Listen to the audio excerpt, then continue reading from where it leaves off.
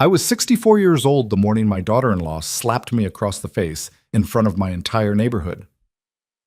Hard enough that my glasses flew off. Hard enough that Mrs. Patterson from next door gasped so loud I heard it from 15 feet away. But that slap? That wasn't even the worst part of what Vanessa had done to me. What came before it, the lies, the theft, the betrayal that cost me everything I'd worked 40 years to build, that's the story that'll make your blood boil. And what came after? Well, that's when I finally learned that sometimes the only way to save the people you love is to stop saving them altogether. Stick with me until the end of this story. Hit that like button and drop a comment with your city so I can see how far this truth travels. Because what happened to me could happen to anyone. Let me take you back to where it all started to fall apart. October came to Cedar Grove the way it always did. Cold mornings that turned your breath to fog, leaves crunching underfoot, that particular slant of sunlight that made everything look softer than it really was. I remember thinking that morning might be a good one. I'd made myself a proper breakfast for once. Scrambled eggs, toast with real butter, coffee strong enough to wake the dead. The kitchen radio was playing something gentle, and I was actually humming along. That's when I heard the car pull up. Not just any car. Ethan's black Audi, the one he'd bought last year when things were supposedly going so well with his investments. The one Vanessa always complained wasn't nice enough, wasn't new enough, wasn't anything enough for her taste. I should have known right then, should have felt it in my gut. But when you're a mother, you spend decades training yourself to hope for the best, even when every instinct screams otherwise. I walked to the front window and pulled back the curtain. Both of them were getting out. Ethan looked smaller somehow, shoulders hunched, moving slow like a man much older than 37. And Vanessa, God, even in crisis, that woman knew how to make an entrance. Designer sunglasses despite the overcast sky, her blonde hair perfect, wearing a cream-colored coat that probably cost more than my monthly Social Security check. But here's what made my stomach drop. The suitcases. 4 of them, big ones, the kind you pack when you're not coming back. "Mom!" Ethan called out, his voice cracking slightly. "Mom, can you open the door? We need to talk to you." I stood there frozen, my hand still on the curtain. Every motherly instinct told me to rush to that door, to help, to fix whatever was broken. That's what I'd always done. Ethan falls off his bike at 7. I'm there with bandages and kisses. Gets dumped by his high school girlfriend. I'm there with ice cream and terrible movies. Loses his first job. I'm there with connections, with encouragement, with unwavering belief that my boy would figure it out. I'd spent 37 years being there for Ethan, and look where it had gotten us. I opened the door anyway. Of course I did. "What's going on?" I asked, even though part of me already knew. You don't show up at your mother's house with 4 suitcases because things are going well. Ethan couldn't meet my eyes. "Can we come in, please? It's complicated." Vanessa pushed past him before I could answer, her heels clicking on my hardwood floors like tiny hammers. She headed straight for the living room, dragging one of her massive suitcases behind her, leaving little scratches I'd probably never get out. "Vanessa, the floor," I started. "We have bigger problems than your floor right now, Marlene," she snapped, dropping onto my couch like she owned it. "Trust me." I looked at Ethan. Really looked at him. My son, my baby boy, standing in my doorway looking like he'd aged 10 years overnight. His skin was gray, his hands were shaking, and his eyes, God, his eyes had this hollowed-out look I'd only seen once before, right after his father died. "Ethan, what happened?" He dragged the remaining suitcases inside and closed the door. Stood there with his back to it for a moment, like he was blocking an escape route. Then he turned to me and I saw tears on his face. "We sold the house," he said quietly. I blinked. "What house?" "Our house. The one on Maple Street. We sold it 3 weeks ago." The world tilted sideways for a second. That house. The beautiful 4-bedroom colonial with the wraparound porch and the oak tree in the front yard. Ethan and I had spent months looking for that house. He'd been so proud when they bought it. Called me from the closing, so excited he could barely get the words out. That was 5 years ago, back when his business was booming, back before Vanessa had really sunk her claws in deep. "You sold it," I repeated slowly. "Why? Where are you living now?" Vanessa laughed. Actually laughed. This cold, brittle sound that made my skin crawl. "Where are we living?" she said. "That's the question, isn't it, Ethan? Why don't you tell your mother where we're living?" He flinched like she'd hit him. We don't have anywhere right now. That's why we're here." The words didn't make sense at first, like when someone speaks to you in a foreign language and your brain needs a moment to catch up. You sold a house worth, what was it, 600,000, and you don't have anywhere to live? I looked between them, waiting for the punchline, for this to make any kind of sense. "Where's the money, Ethan?" Silence. Vanessa examined her nails. Ethan stared at the floor. "Where is the money?" "Gone," he whispered. "Gone where?" "Just gone." He dragged both hands through his hair, pulling at it hard enough that it had to hurt. "Mom, I screwed up. We screwed up. It's all gone. Every penny. We're broke. Worse than broke. We're in debt up to our necks, and the creditors are circling, and I don't know what to do anymore." I felt something cold spreading through my chest. $620,000. That's what Maple Street properties go for. You're telling me that money is just gone? "We had expenses," Vanessa said, still not looking at me. "Life is expensive, Marlene. You wouldn't understand." "I wouldn't understand." My voice came out sharper than I intended. "I raised a child on a teacher's salary. I bought this house with money I saved for 20 years. Don't you dare tell me I don't understand expenses."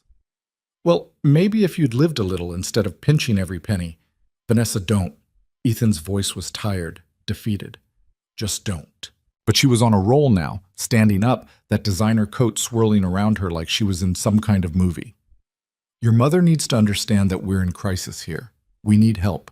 We need a place to stay until we get back on our feet." The audacity of it hit me like a physical blow. They'd burned through over $500,000. Money that could have set them up for life, could have secured their future, could have been invested wisely and carefully, and now they expected to just move into my home? Into the modest 3-bedroom ranch I'd worked myself to exhaustion to pay off? "How long?" I asked. "What? How long do you need to stay here?" Ethan and Vanessa exchanged a look. That should have been my second warning. "We're not sure," Ethan said carefully. "A few months, maybe. Until I can get the business back on track, find some new investors." "There are no new investors, Ethan," Vanessa's voice went shrill. "Nobody's going to touch you after what happened. We need to face reality here. We're going to be staying with your mother for a while. A long while." Something in me went very still, very cold.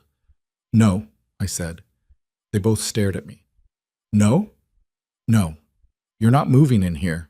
Vanessa's face transformed. I'd seen her angry before. She had a temper that could peel paint. But this was different. This was rage mixed with genuine shock, like she couldn't believe I was actually saying the word. "Are you serious right now?" She took a step toward me. "Your son is homeless. We're homeless. And you're turning us away? You're not homeless because of bad luck or a tragedy," I said, my voice steadier than I felt. "You're homeless because you made terrible choices, both of you, and I'm not going to enable those choices by bailing you out." "Enable?" Vanessa's voice went up another octave. "This is your son, Marlene, your own flesh and blood. What kind of mother are you? The kind who's already sacrificed too much for him." The words came out before I could stop them, but they were true. God, they were so true. "I'm done, Ethan. I'm done cleaning up your messes." He looked at me like I'd stabbed him. "Mom, please. I know I messed up, but..." "You didn't mess up. You destroyed everything. Again." I could feel tears burning behind my eyes, but I wouldn't let them fall. Not yet. "Do you know how many times I've bailed you out? Do you even remember? That's not fair. The business loan 3 years ago. $20,000 I gave you from my retirement fund because you promised it was a sure thing. Never saw a penny back. The car you totaled because you were texting and driving. I covered the deductible because you said insurance would drop you. The credit cards you maxed out in college that somehow became my problem to solve. I was young. You're 37 years old," my voice cracked. "When are you going to stop being young? When are you going to stop expecting me to fix everything?" Vanessa moved fast. One second she was across the room, the next she was right in my face, close enough that I could smell her expensive perfume mixing with the sharp scent of her anger. "You ungrateful bitch," she hissed. "After everything Ethan's done for you." "Done for me?" I almost laughed. What exactly has he done for me? He visits you. He calls you. He includes you in our lives even though you've never been anything but critical of me from day one. I saw exactly what you were the first time I met you. And what's that? A leech. A parasite. Someone who'd drain my son dry and toss him aside when there was nothing left. Her hand moved so fast I didn't see it coming. Didn't have time to block or duck or do anything except feel the sharp crack of her palm across my cheek. The sound seemed to echo in my quiet living room. For a moment, nobody moved. Nobody breathed. My face was on fire. My glasses had fallen off. I heard them hit the floor somewhere to my left. And through the ringing in my ears, I could hear Mrs. Patterson from next door gasping. Because of course she was outside. Of course she saw everything through my big front window that I'd never bothered to cover with blinds because I'd never needed to. Vanessa was breathing hard, her hands still raised, her eyes wide like she couldn't quite believe what she'd just done. Ethan stood frozen, his mouth open, looking between us like he was watching a car crash in slow motion. I bent down slowly, carefully, and picked up my glasses. Put them back on. Looked at Vanessa, really looked at her, and saw the moment she realized she'd made a terrible mistake. "Get out of my house," I said quietly. "Marlene," Ethan started.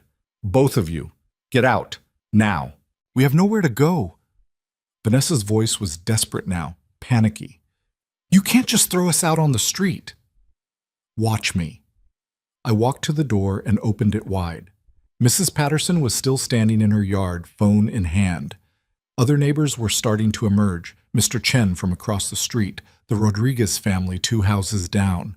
All of them drawn by the sound of the slap, by Vanessa's shrieking, by the neighborhood drama unfolding in real time. "Mom, please, let's just calm down and talk about this." Ethan reached for my arm. I jerked away from him. "Don't touch me, and don't call me Mom right now. Get your wife and your suitcases and get out of my house before I call the police." "You wouldn't," Vanessa said. I pulled my phone from my pocket. "Try me." Something in my face must have convinced them I was serious. Ethan grabbed 2 of the suitcases, his movements jerky and frantic. Vanessa stood there for another moment, her chest heaving, her face red with rage and humiliation. "This isn't over," she said. "Yes, it is. You'll regret this.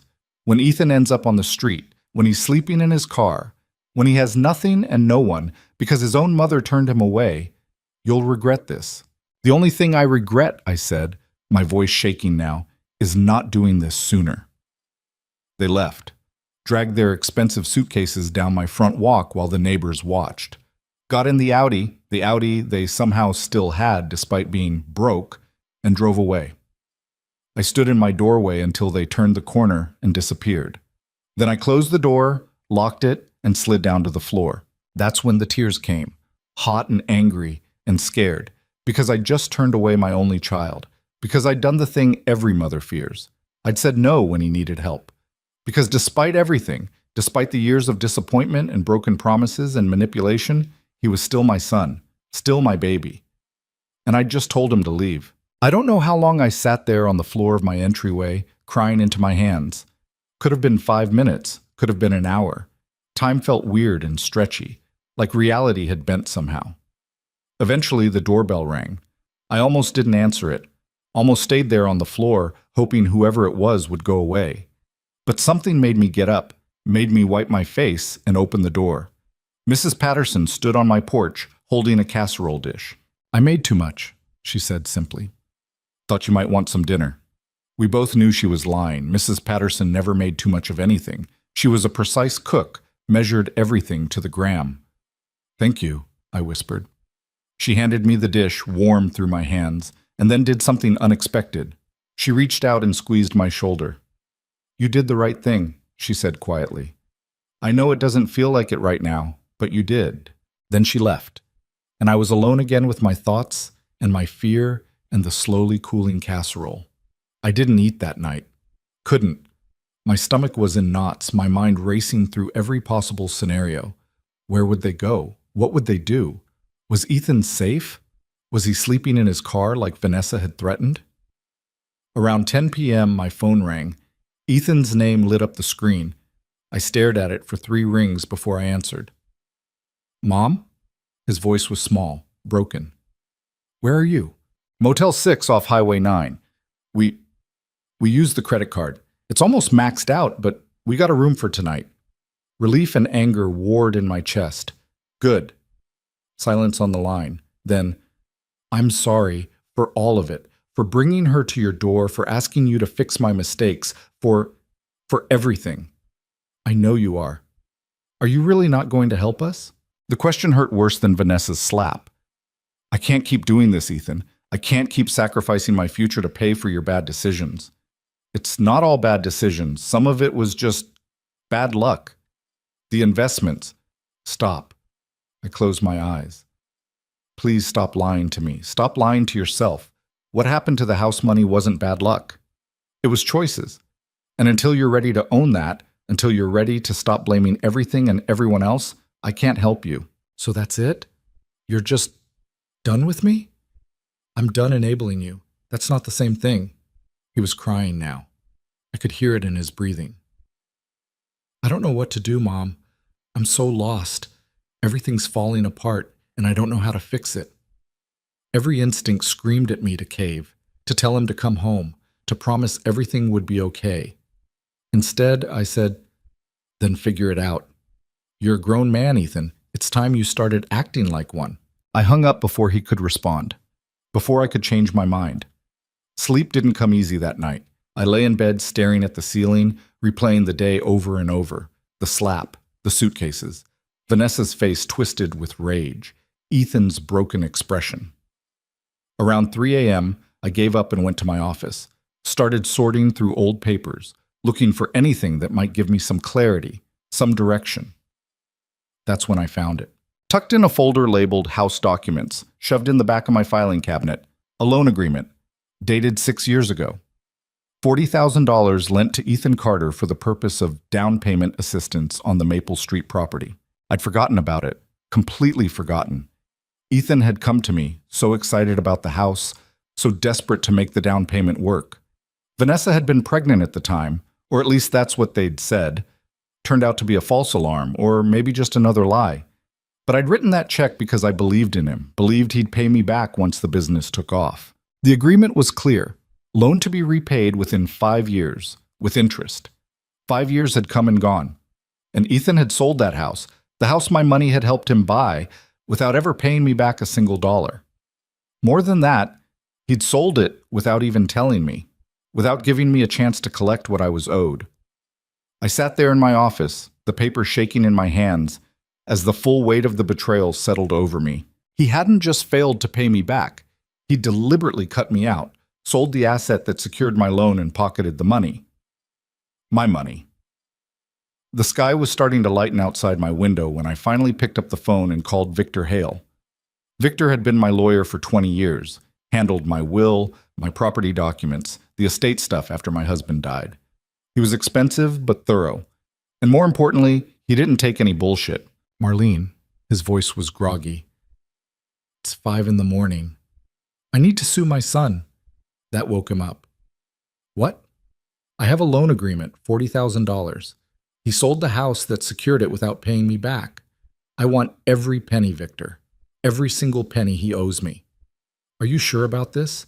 Because once we start down this road, I've never been more sure of anything in my life."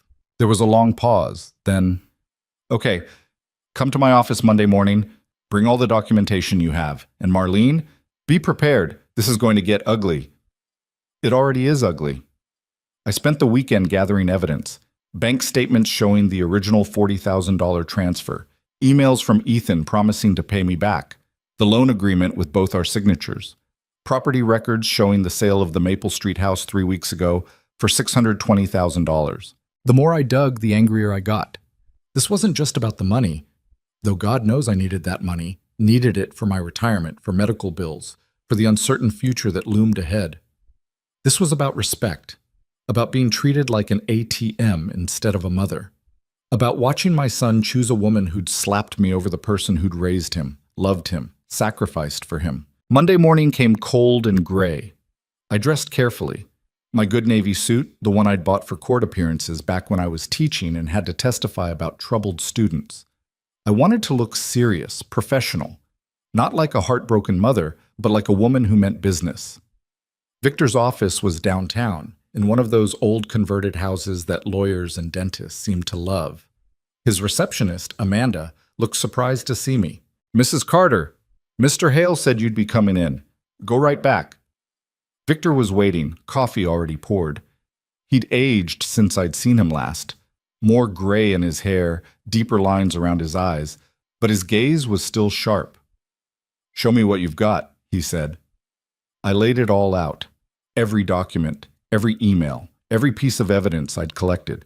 He read through it methodically, occasionally making notes, his expression giving nothing away. Finally, he looked up. "This is airtight," he said. "The loan agreement is clear, properly executed. The fact that he sold the property without settling the debt is legally problematic for him. We can sue for the principal plus interest and we'll win." "Good. But Marlene, I have to ask, are you prepared for what this is going to do to your relationship with your son?" "What relationship?" The words came out bitter. "He lied to me. He used me. He stood by while his wife assaulted me in my own home. What exactly am I preserving here?" Victor nodded slowly. "Fair enough. There's something else you should know. When I start digging into his finances for this lawsuit, we might find other things. Things you don't want to know." "Like what?" "I can't say for sure, but people who blow through $600,000 in a few years usually have interesting paper trails." A chill ran through me. "Find it. Whatever it is, I want to know." "You're sure?" "I'm done hiding from the truth." We filed the lawsuit that afternoon. Ethan Carter and Vanessa Carter, defendants. Marlene Carter, plaintiff.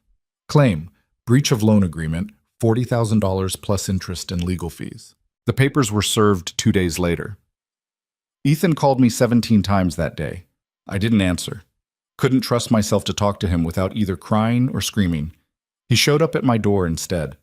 I watched through the peephole as he stood on my porch, pressing the doorbell over and over. He looked worse than before. Unshaven. Wearing the same clothes I'd seen him in 3 days ago. Dark circles under his eyes. "Mom, please, I know you're in there. We need to talk about this." I said nothing, barely breathed. "You're really going to sue me? Your own son? Over money?" Over money. Like that's all this was. Like the betrayal, the lies, the years of disappointment could be reduced to dollars and cents. "Fine," he said finally, his voice breaking. "Fine. If this is how you want it to be. But when this is over, when you've taken your pound of flesh, don't expect me to come crawling back. Don't expect me to forgive you for this." I watched him walk away and something inside me cracked, because despite everything, despite all the anger and hurt, he was still my child. Still the little boy who'd held my hand crossing the street, who'd brought me dandelions and called them flowers, who'd cried on my shoulder when his goldfish died. But that little boy was gone. Had been gone for years, maybe. And the man who'd replaced him was a stranger. Victor worked fast. Within a week, he'd filed for expedited discovery, requesting all of Ethan and Vanessa's financial records for the past 5 years. Bank statements, credit card bills, investment accounts, everything. "This is going to take a while to sort through," he warned me. "But I've got a forensic accountant I use for cases like this. She's expensive, but she's worth it. Do it." The accountant's name was Rebecca Cho. She was younger than I expected, maybe 40, with sharp eyes and an intensity that reminded me of myself at that age, back when I still thought I could save the world one student at a time. It took her 3 weeks to compile her report. Victor called me on a Friday afternoon. "You need to come to my office. Now." "What did you find?" "Not over the phone. Trust me on this." I drove downtown with my heart in my throat. Victor's tone had been careful, too careful. Rebecca was already there when I arrived, her laptop open, spreadsheets covering the conference table.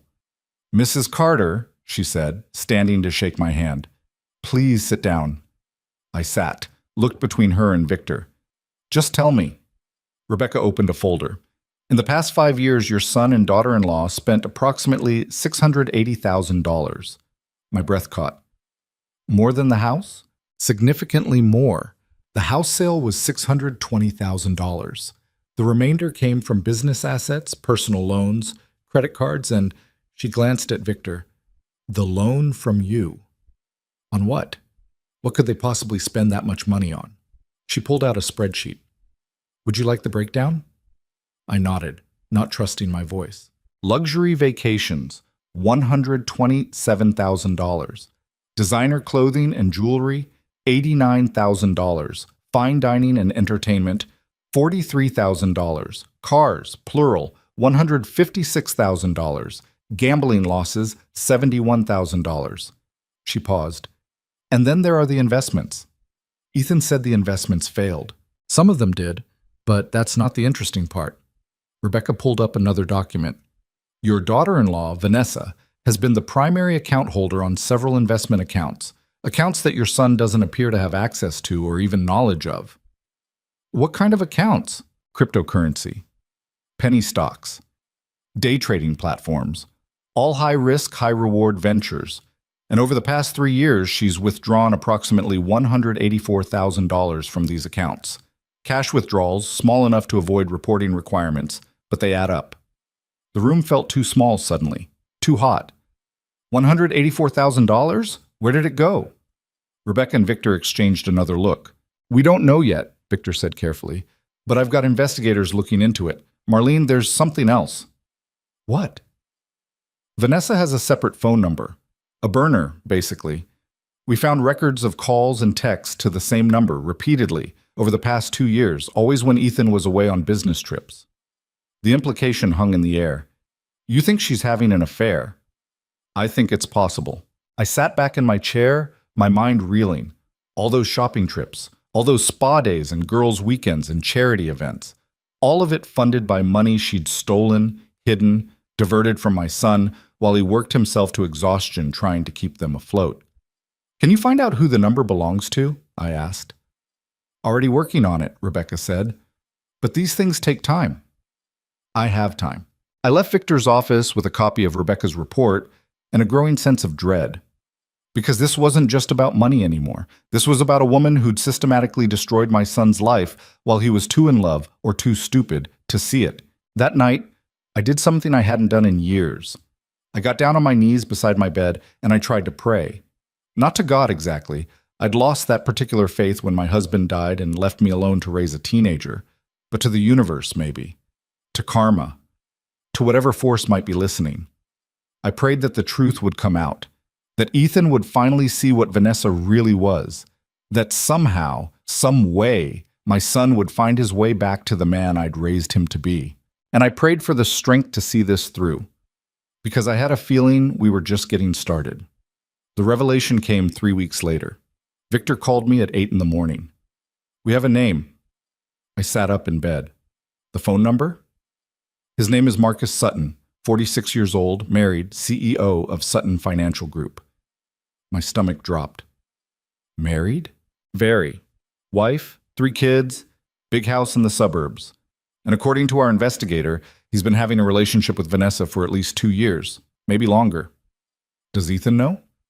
I doubt it, but he's about to, because Marcus Sutton is a problem. Why?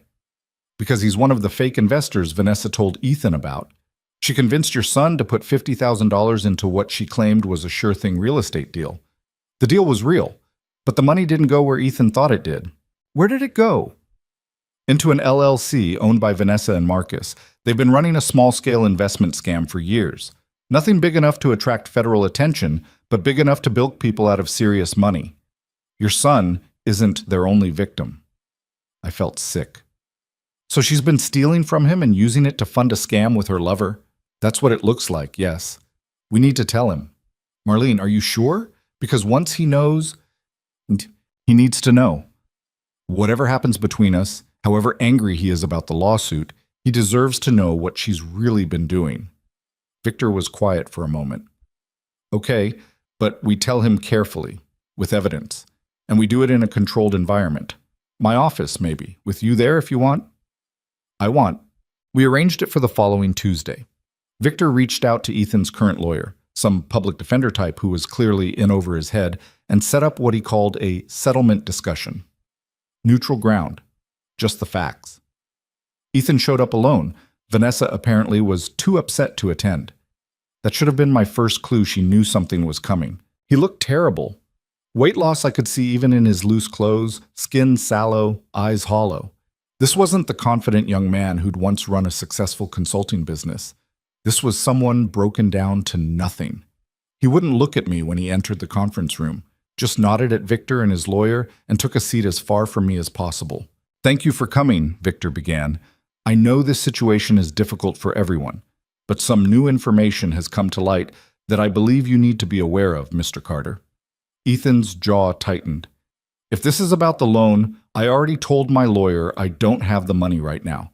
We can set up a payment plan." "It's not about the loan," Victor interrupted. "Or rather, it's not just about the loan." He slid a folder across the table. Ethan stared at it like it might bite him. "What is this?" "Financial records, phone records, investigation reports." Victor's voice was gentle but firm.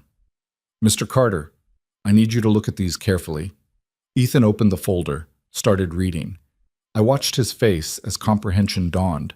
First confusion, then disbelief, then something that looked like physical pain. "No," he whispered. "No, this can't be right." "I'm afraid it is. We've verified everything multiple times. Vanessa wouldn't..." "She said the investments, He looked up at Victor, then at me, his eyes wild. "Mom, did you know about this? I just found out 3 weeks ago. And you didn't tell me?" I wanted to make sure we had solid evidence first. He stood up so fast his chair fell over. "Evidence? You needed evidence before warning me that my wife was cheating on me, stealing from me, running a goddamn scam? Ethan." "No!" He slammed his hands on the table. "You don't get to Ethan me right now. You sued me. You treated me like a criminal, and all this time you knew I didn't know." I stood too, matching his anger with my own. I knew something was wrong, but I didn't know what. And you want to know why I didn't just call you up and speculate? Because you would have defended her. You would have told me I was being paranoid, that I never liked her, that I was trying to break you two up. The truth of it hit him like a slap. Because I was right. If I'd gone to him with suspicions instead of evidence, he would have chosen her. He'd always chosen her. His lawyer cleared his throat. "Perhaps we should take a break." "I don't need a break." Ethan picked up the folder again, flipping through pages with shaking hands. "How much?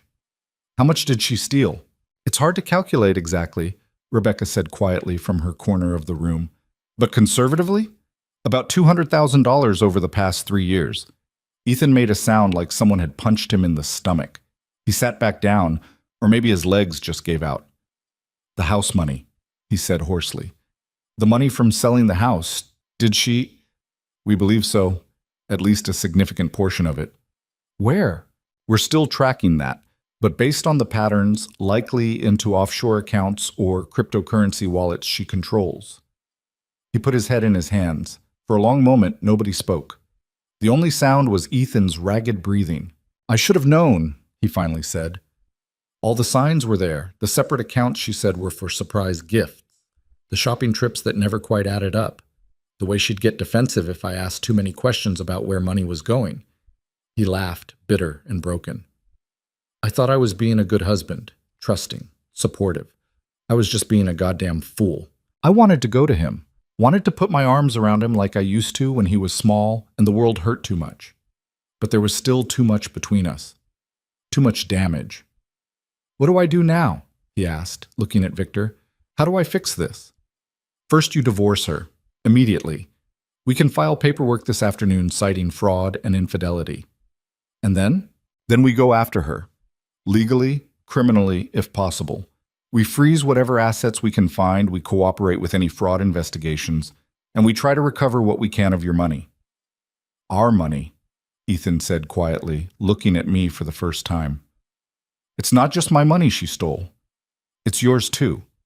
The loan, the house down payment, that was your retirement fund, wasn't it?" I nodded, not trusting my voice. "I'm sorry." His eyes filled with tears. "Mom, I'm so sorry. For all of it. For not paying you back. For bringing her into our lives. For being so blind and stupid and..." "Stop," I said. "We can do apologies later. Right now we need to focus on protecting you. On making sure she doesn't do any more damage." He wiped his eyes, nodded. "Okay, what's first?" Victor started laying out the strategy, but I barely heard it, because I was watching my son, really watching him and seeing something I hadn't seen in years. Clarity. The fog of denial and love and desperate hope was lifting, and underneath it was the smart, capable man I'd always known he could be. It was a start. We filed for divorce that afternoon, served Vanessa the papers at the motel where she and Ethan were still staying. According to Ethan, she'd smiled when she read them. Actually smiled, like this was all part of some game she was playing. She said I'd regret this, Ethan told me later that night. We were sitting in my kitchen, the first time he'd been back in my house since the slap. Said I'd come crawling back when I realized I couldn't survive without her. Do you think that's true? He was quiet for a long moment. A week ago? Maybe. I was so lost, Mom, so completely underwater. She was the only thing that felt solid, even though she was the one drowning me. He looked up. But now? Now I just feel free. Scared out of my mind, but free. Scared of what? Starting over. Being alone. Facing everyone who's going to say they told me so. He gave me a weak smile. Facing you. I'm not going to say I told you so. You should.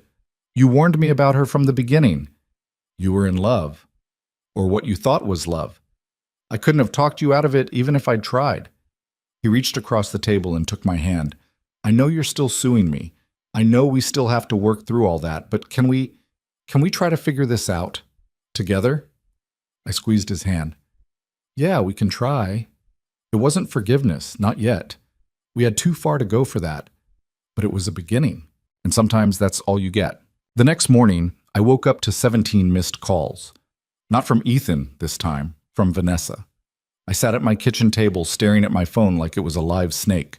Each voicemail notification felt like a little bomb waiting to explode. Part of me wanted to delete them all without listening. The smarter part of me knew I needed to hear what she had to say. Evidence, Victor had drilled into me. Everything's evidence now. I hit play on the first one. Marlene.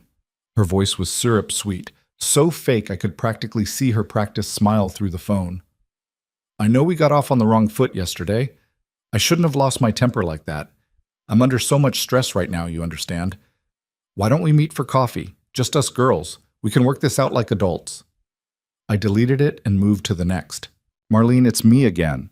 Look, I know you're upset, but you're making a huge mistake with this lawsuit.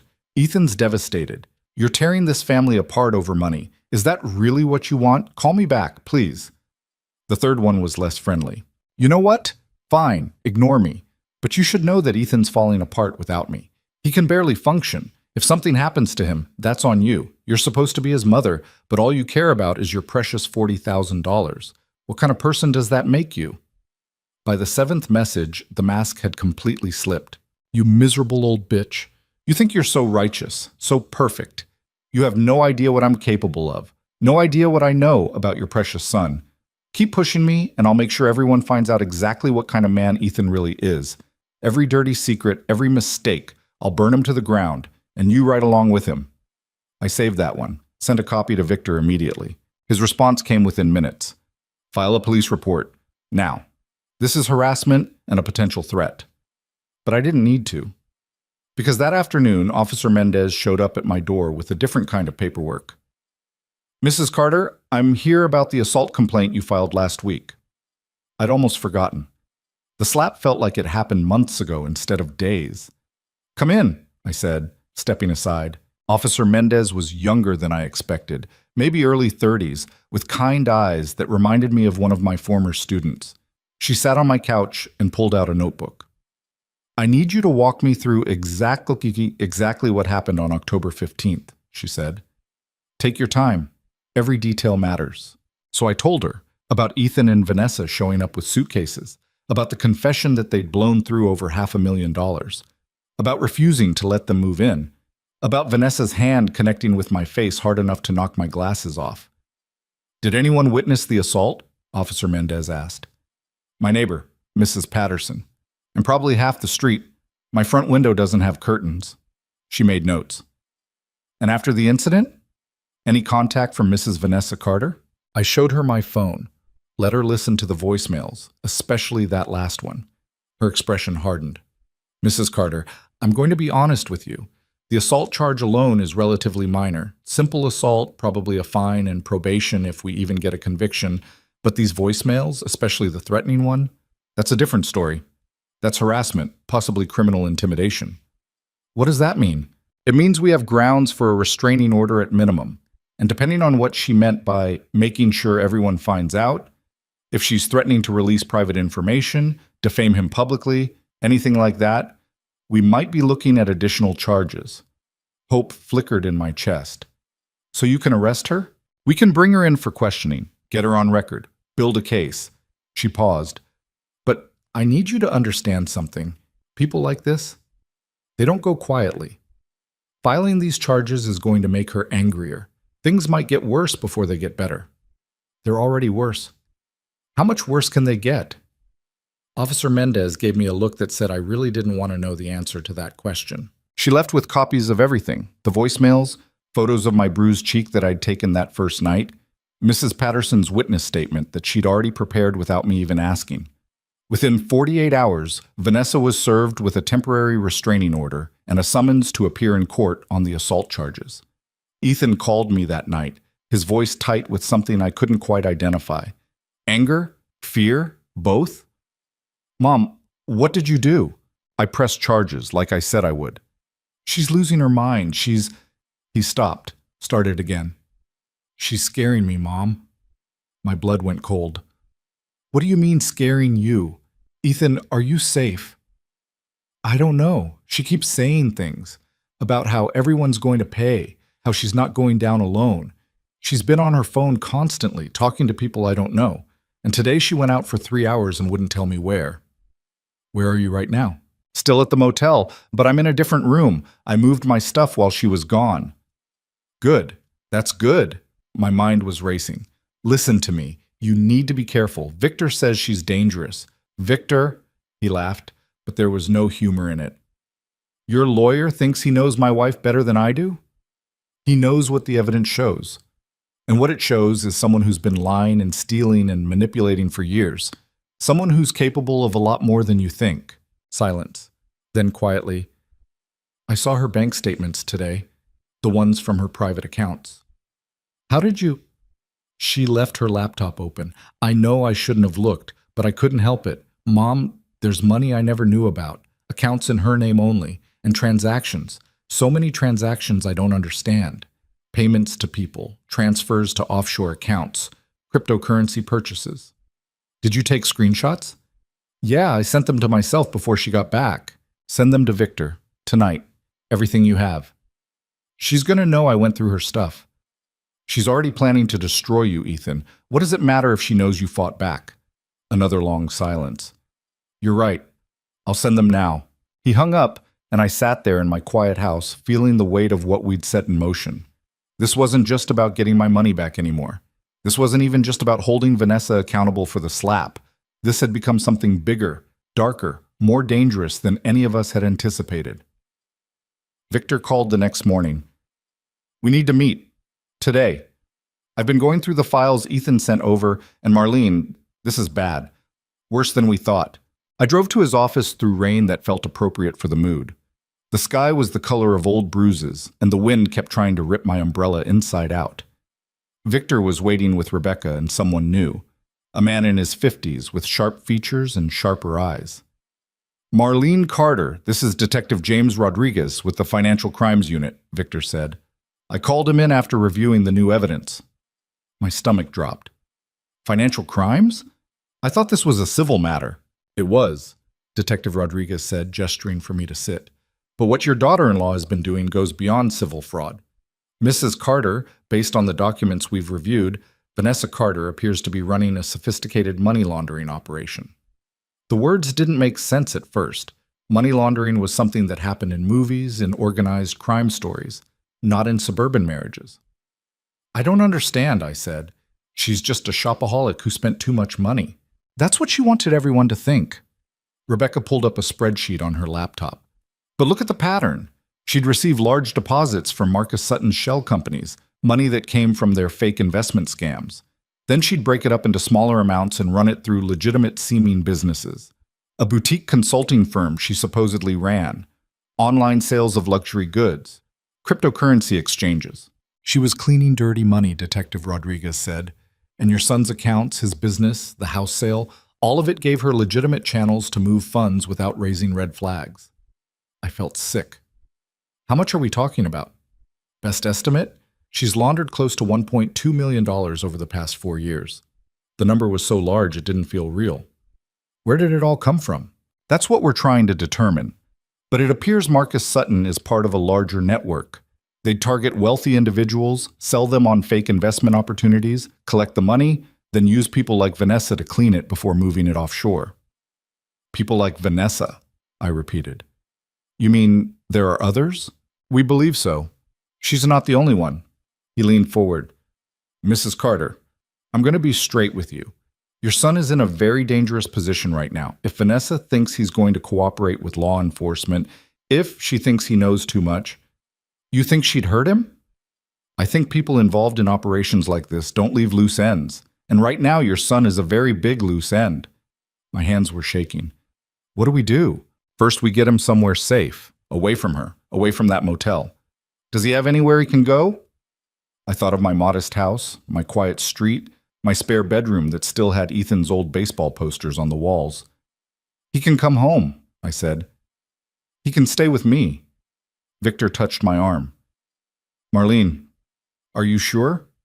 If Vanessa finds out, let her find out. She already threatened me, already assaulted me. I'm not going to let her scare me into abandoning my son when he actually needs help. Detective Rodriguez nodded approvingly. Good. Get him moved today. Don't tell anyone where he's going. And Mrs. Carter, install security cameras, change your locks. Make sure you have a way to call 911 fast if anything happens. I left Victor's office with a list of things to do that felt overwhelming. Cameras, locks, safe rooms. This was my life now, not quiet retirement in my paid-off house, but witness protection light for my grown son. Ethan moved in that afternoon. He showed up with one suitcase and a face full of shame. I can sleep on the couch, he said, not quite meeting my eyes. I don't want to. Your room's ready, I interrupted. Same as it's always been. He looked like he might cry. I don't deserve this. After everything I put you through, you don't get to decide what you deserve. Now get inside before the neighbors start asking questions. We spent that first evening awkwardly dancing around each other. He tried to help with dinner and burned the rice. I tried to make conversation and kept hitting painful topics. By 8 p.m., we were both exhausted from the effort of pretending everything was normal. Mom, he said finally, as I was washing dishes. Can I ask you something? Of course. Why did you take me back after everything? The lawsuit, the money, the years of disappointment? You could have just let me figure it out on my own. Why didn't you? I dried my hands slowly, buying time to figure out how to put it into words. Because you finally stopped lying. To me, to yourself. You looked at what Vanessa was and you didn't make excuses. You didn't blame me or bad luck or anything else. You just saw the truth. That's it? That's all it took? That's everything, Ethan. I don't need you to be perfect. I never did. I just needed you to be honest, to take responsibility, to be a grown man instead of a little boy waiting for someone else to fix his problems. He nodded slowly. I'm going to pay you back. Every penny, even if it takes the rest of my life. I know you will. How do you know? Because for the first time in years, I actually believe you when you say it. The first few days passed quietly. Too quietly. Vanessa didn't call, didn't show up, didn't make any of the dramatic moves we'd been bracing for. It felt like waiting for a storm that the radar promised was coming, but that hadn't arrived yet. Then, on day 4, Victor called with news. Marcus Sutton's wife filed for divorce this morning, he said. And she's not going quietly. She's claiming alienation of affection and naming Vanessa specifically as the other woman. It's going to be a bloodbath. What does that mean for us? It means Marcus is probably going to flip on Vanessa to save himself. Detective Rodriguez says they're already hearing rumors that he's looking to cut a deal with prosecutors. That's good, right? If he testifies against her, it's complicated. Because if Marcus talks, he might implicate your son too. Vanessa used Ethan's business accounts, his name, his reputation. On paper, it might look like he was involved, My blood ran cold. But he didn't know. He had no idea what she was doing. I believe that. You believe that. But prosecutors are going to see a man who signed documents, approved transactions, gave his wife access to everything. They're going to want to know how he could be that oblivious. So what do? We get ahead of it. Ethan needs to go to the police voluntarily. Full cooperation, full disclosure. We show them he's a victim here, not a co-conspirator. I called Ethan down from his room, told him everything, watched his face go from confusion to fear to something that looked like resignation. So I'm going to be arrested, he said flatly. Not necessarily, Victor said through the speakerphone. But you need to be prepared for the possibility. The best way to avoid that is to show you're cooperating fully from the start. When? Tomorrow. Detective Rodriguez wants to interview you at the station, on the record, with me present, of course. Ethan ran both hands through his hair. What do I tell them? The truth, all of it. Every transaction you remember, every document you signed, every conversation with Vanessa about money. Hold nothing back. That night, Ethan couldn't sleep. I heard him pacing in his room until well past midnight. Finally, around 2 a.m., I got up and knocked on his door. Can't sleep either? I asked. He shook his head. He was sitting on his old bed, surrounded by boxes of financial documents he'd been sorting through. I keep finding more things I should have questioned, transfers I approved without really looking at them, investments she said were sure things that I never verified. I was so stupid, Mom, so completely willfully blind. You were in love, or what she convinced you was love. Was any of it real? He looked up at me with red-rimmed eyes. The beginning, when we first met, she seemed so genuine, so interested in me and my business and building a life together. Was that all just calculation? A con from day one? I sat down next to him. I don't know. Maybe some of it was real in the beginning. Or maybe she's just that good at pretending. Does it matter? Yeah, it matters. Because if none of it was real, if she never loved me even a little bit, then what does that make me? What kind of person spends 6 years married to someone and never sees who they really are? A normal person, a trusting person, someone who wanted to believe the best in the woman he married. I put my hand over his. You can't blame yourself for not seeing what she worked so hard to hide. But the signs were there. You saw them. That first Christmas when she threw a fit about the gift I got her. The way she'd flirt with other men right in front of me and then act like I was crazy for being upset. The spending, the secrets, the constant need for more. I saw all of it, and I just made excuses.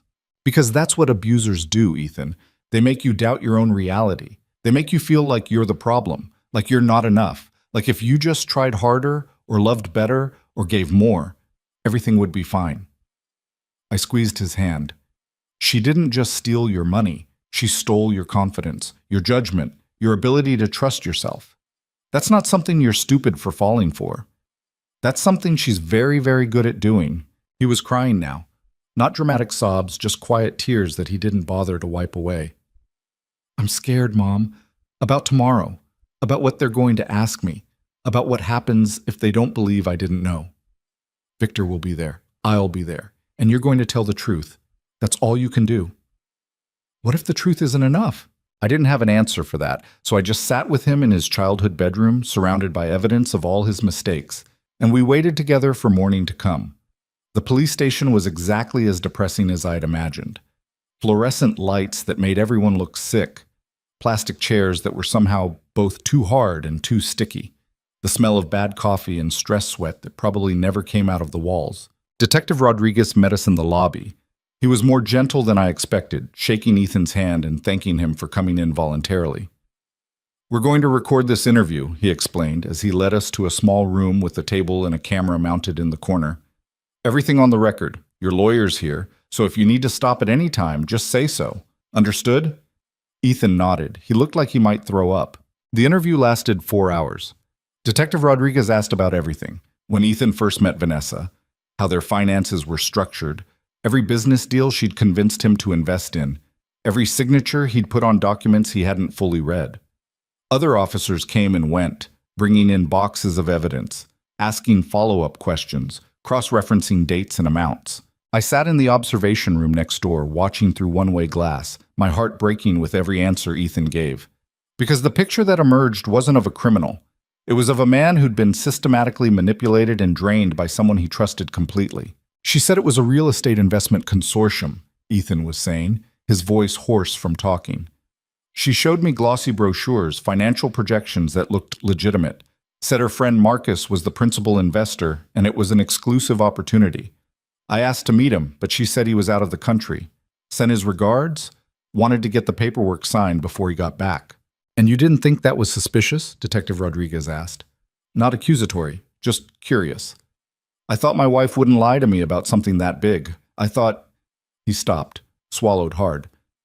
I thought a lot of things that turned out to be wrong. The $50,000 you invested. Where did it come from? Business account. My consulting firm. I had a good quarter, had some cash reserves built up. Vanessa said it would double in 6 months, that we could use the returns to finally start a family. His laugh was bitter. She'd been talking about kids for months. I thought she was finally ready to settle down. But she wasn't pregnant. No, that was another lie. She said she had a miscarriage, but I don't think she was ever pregnant at all. Just another way to keep me invested, keep me hoping. By hour 3, even Detective Rodriguez looked sympathetic. He left the room for a few minutes, and Victor leaned in close to Ethan. "You're doing great," he said quietly. "Just keep telling the truth. They're seeing what we need them to see, that you were a victim here, not a criminal." "Am I, though?" Ethan asked. "A victim? Because I keep thinking about all the times I could have said no. Could have asked more questions, could have protected myself. Being foolish doesn't make you guilty," Victor said, "and being in love with the wrong person doesn't make you a criminal." When Detective Rodriguez came back, he had someone with him, a woman in her 40s wearing a badge that said FBI. My stomach dropped. "Mr. Carter, this is Special Agent Lisa Brennan," Detective Rodriguez said. "She's with the Financial Crimes Division of the FBI. They've been investigating Marcus Sutton's operation for the past 8 months. Ethan went pale. "FBI? Don't panic," Agent Brennan said, sitting down across from him. "You're not under arrest, but we do need to ask you some questions about your wife's activities. I've told you everything I know. I understand, but we're particularly interested in a series of transactions from March through June of last year. Large cash deposits into your business account, immediately followed by transfers to offshore accounts. Do you remember those?" Ethan looked at Victor, who nodded permission to answer. "Vanessa said they were client payments," Ethan said slowly, "for consulting work she was doing independently. Said she was using my account temporarily while she set up her own LLC. And you believe that?" "I had no reason not to. She showed me contracts, invoices, email chains with supposed clients. It all looked legitimate." Agent Brennan slid a document across the table. "These are the real sources of those deposits. 3 separate individuals who were told they were investing in Marcus Sutton's real estate fund. The money went into your account, stayed there for exactly 24 hours, then got transferred to accounts in the Cayman Islands. Does your wife have access to Cayman accounts?" "I don't know. I didn't even know she had the private accounts she has here in the States until a few weeks ago." "Mr. Carter, I'm going to be blunt with you. Your wife used your business as a laundering mechanism. The fact that you didn't know doesn't change what happened. What we need to determine is whether we can prove you didn't know." The room felt too small suddenly, too hot. Ethan's breathing was getting faster, shallower. "My client has been completely cooperative," Victor cut in. "He's provided every document we've requested, answered every question honestly, and came here voluntarily. What more do you need?" "We need him to wear a wire," Agent Brennan said. Silence. "Excuse me?" Victor said. "We need Mr. Carter to contact his wife, arrange a meeting, get her talking about the operation, about Marcus, about what she did with the money. If we can get her on tape admitting what she did, admitting he wasn't involved, that clears him and gives us what we need to build our case against her and Sutton." Ethan was shaking his head. "No, no way. You don't understand. She'll know. She always knows when I'm lying. She'll see right through it." "Then don't lie," Agent Brennan said. "Tell her you want to talk, that you need to understand what happened. Let her think you might still be on her side. Women like Vanessa, they're narcissists. They can't help but brag when they think they've won. And if she figures it out, if she realizes I'm working with you, We'll have agents nearby. You'll be protected. That's not what I mean. If she knows I betrayed her, he looked at me through the glass, even though I knew he couldn't actually see me. She'll go nuclear. She'll destroy everything and everyone she can reach.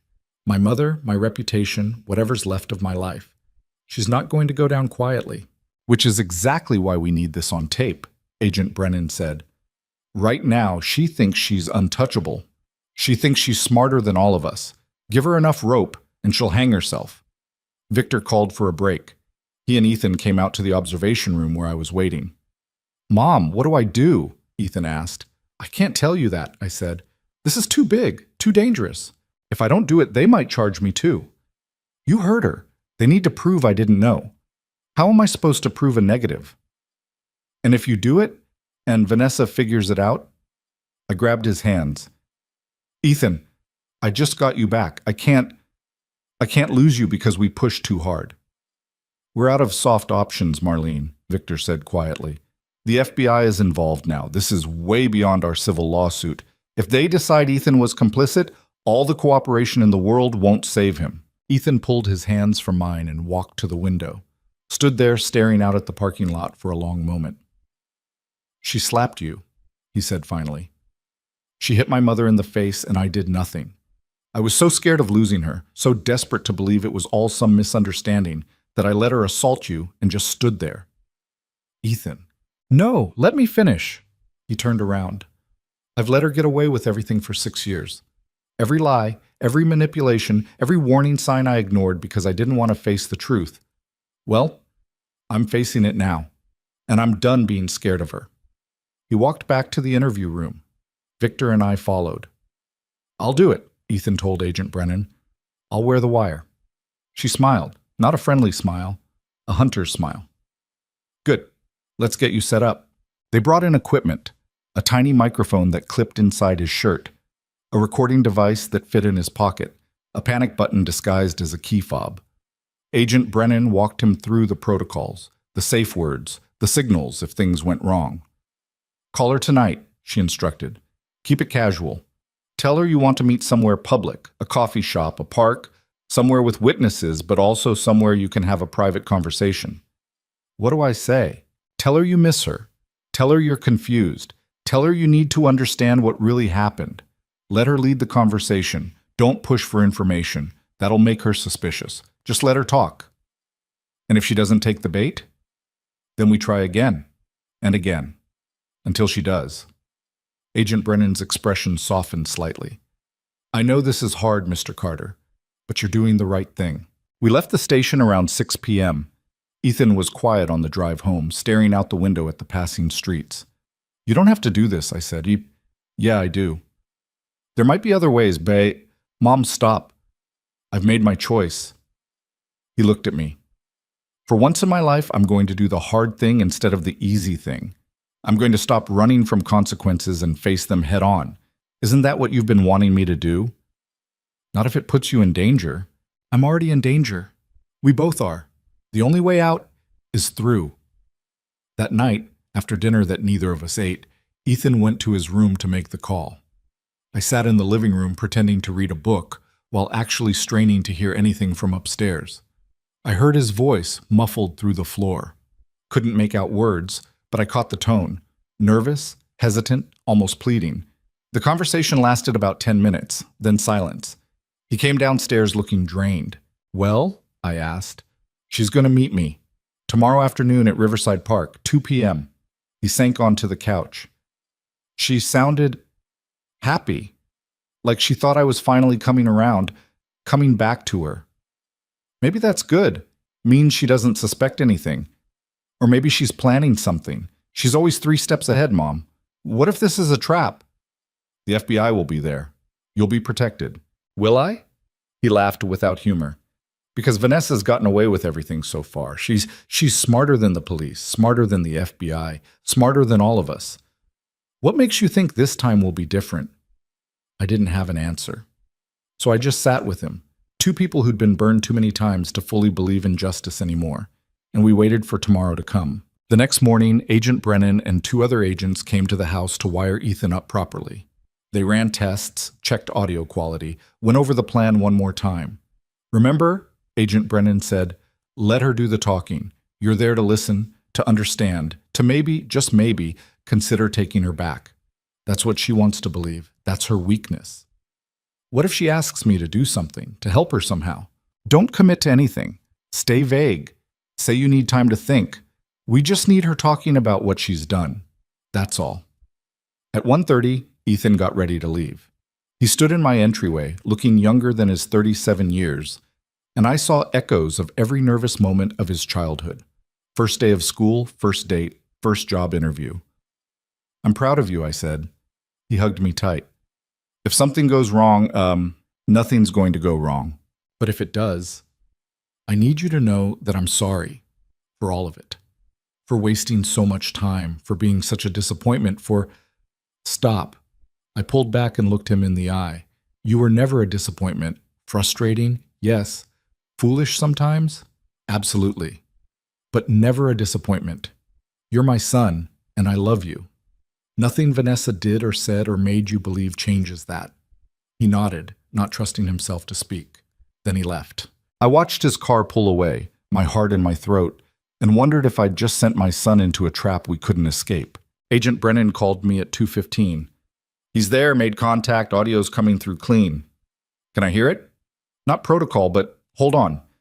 There was rustling, then suddenly Ethan's voice filled my kitchen, tinny through the speakerphone, but unmistakably his. You look good, he was saying, really good. Vanessa's laugh came through crystal clear. That same musical sound that had charmed me once, years ago, before I'd learned what lived underneath it.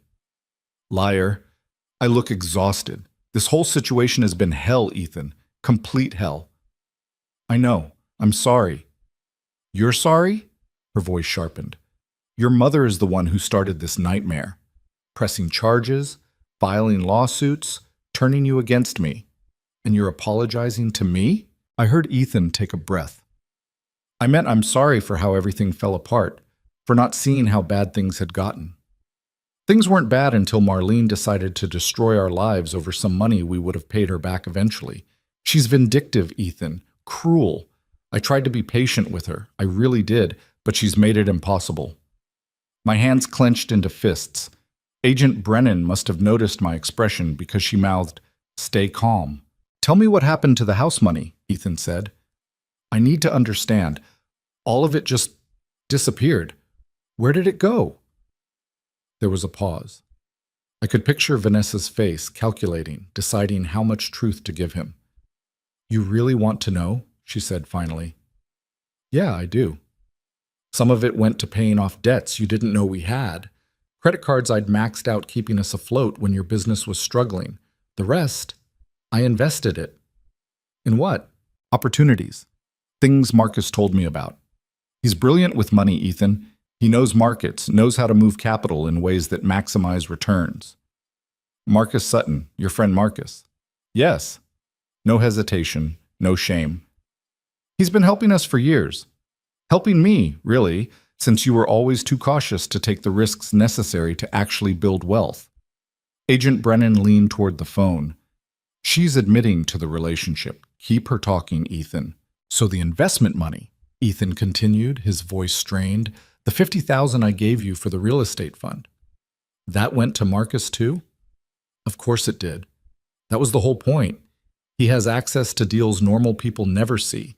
Exclusive opportunities in cryptocurrency, offshore real estate, private equity, but you have to move fast and you have to trust the process. And did those investments pay off? Another pause. Longer this time. Some did. Some didn't. That's how investing works, Ethan. You know that.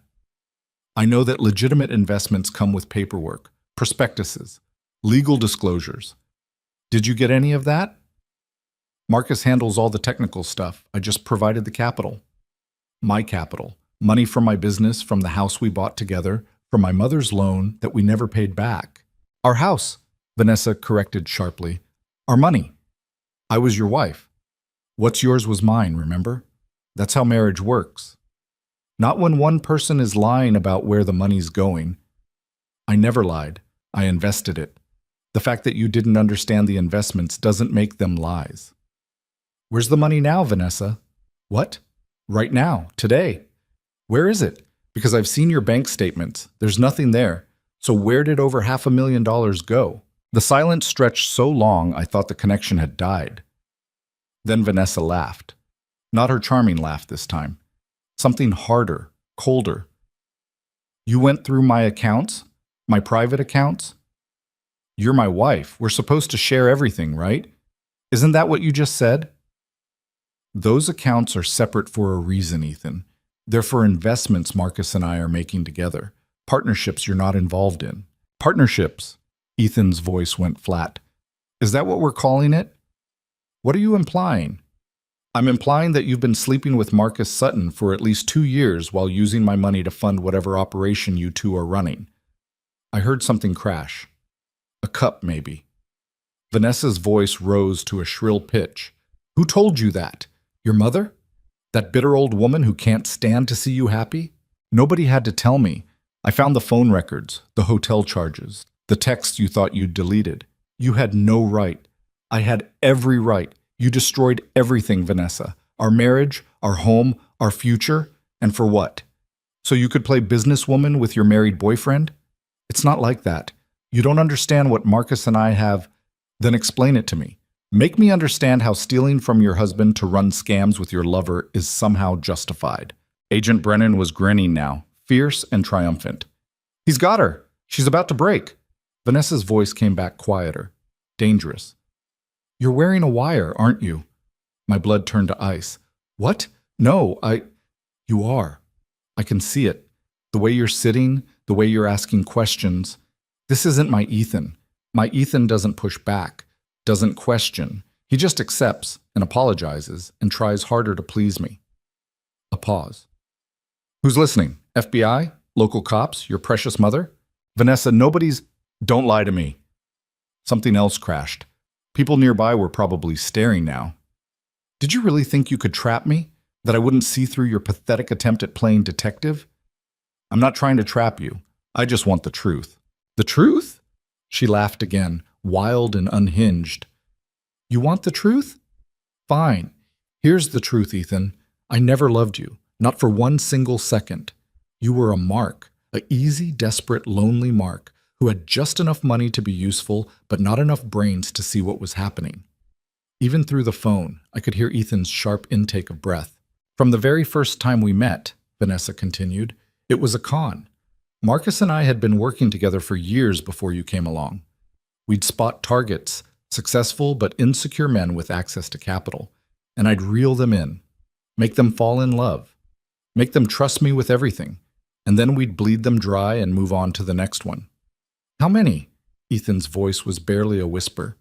How many what? How many men before me? You were number 4, and you lasted the longest, I'll give you that. Most of them figured it out within 2 or 3 years. But you? You were so desperate to believe someone could love you that you ignored every red flag, every warning sign, every moment when the truth was staring you right in the face. We were married. We had a life together. We had a transaction. I gave you the illusion of love. You gave me access to your money. That's all it ever was. Agent Brennan was on her radio now, speaking urgently to the undercover agents positioned around the park. Move in, now. She's escalating. The house, Ethan said.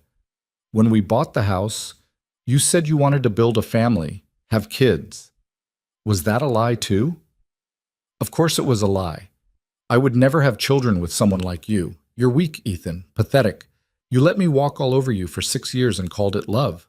What kind of man does that? The kind who believed his wife when she said she loved him. Then you're an even bigger fool than I thought. Her voice dropped to something almost pitying. But at least you're finally learning. That's got to count for something, right? This little FBI sting you're trying to run? It took guts. Stupid, pointless guts, but guts nonetheless. So you admit it.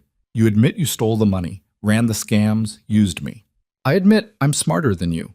I admit I played the game better.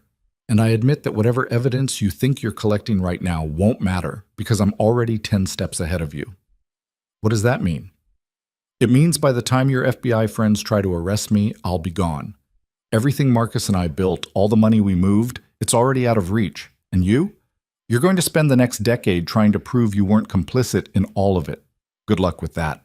You can't just disappear. Watch me. I've got 3 different passports, accounts in 6 countries, and connections you couldn't even imagine. This isn't my first time running from consequences, Ethan, and it won't be my last.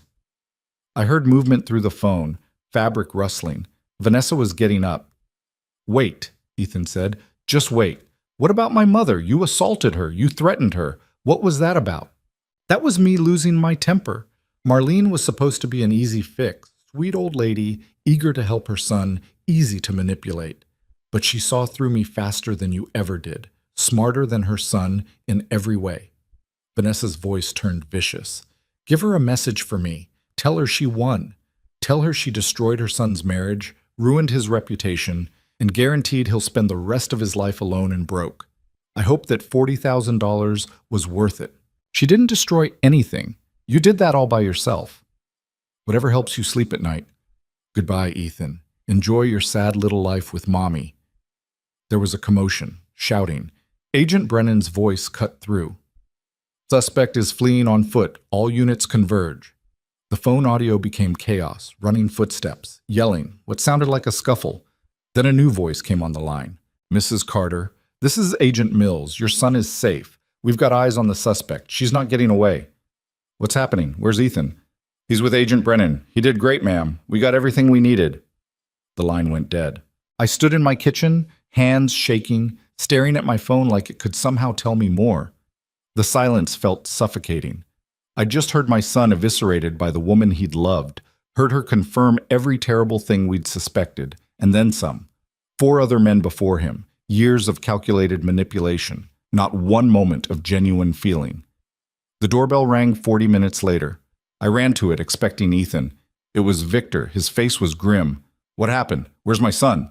He's still with the FBI, giving a formal statement. He asked me to check on you. Victor came inside, closed the door behind him. Marlene, they got her. She tried to run, made it about 3 blocks before the agents tackled her. She's in custody now. Relief flooded through me so strong my knees went weak. Thank God. There's more. When they arrested her, she was carrying a burner phone with active text messages to Marcus Sutton. He'd been planning to pick her up, help her flee to Canada. They've got units moving on him right now. So it's over? They're both going to prison? If the evidence holds up, yes. But Vanessa wasn't lying about one thing. This is going to be complicated. She and Marcus have been moving money through shell companies for years, tracking it all down, proving fraud, recovering assets. It could take months, maybe years. And Ethan? The FBI is confident he wasn't involved. The recording from today helps a lot. Her admission that he was a mark, that she manipulated him from the start. It's hard to prosecute someone as a co-conspirator when the actual criminal is on tape saying they were a victim. I sank onto the couch. He heard her say she never loved him. Not for a second. Victor sat next to me. I know. I heard it too. They patched me in toward the end. How does he come back from that? How does anyone come back from learning their entire marriage was a lie? One day at a time, with help. With therapy, probably. He paused.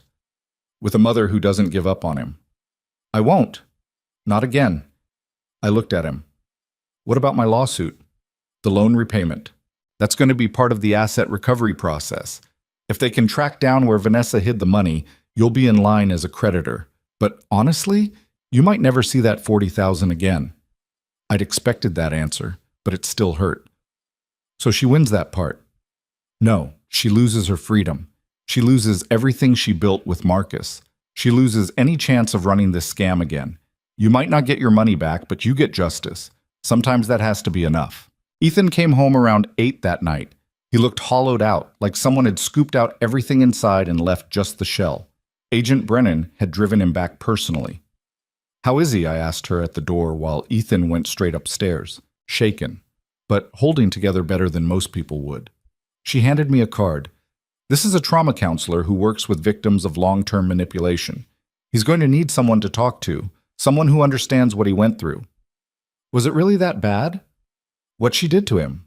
Mrs. Carter, I've been investigating financial crimes for 15 years. I've seen people conned out of their life savings, their homes, everything they owned. But what Vanessa did to your son? That was different.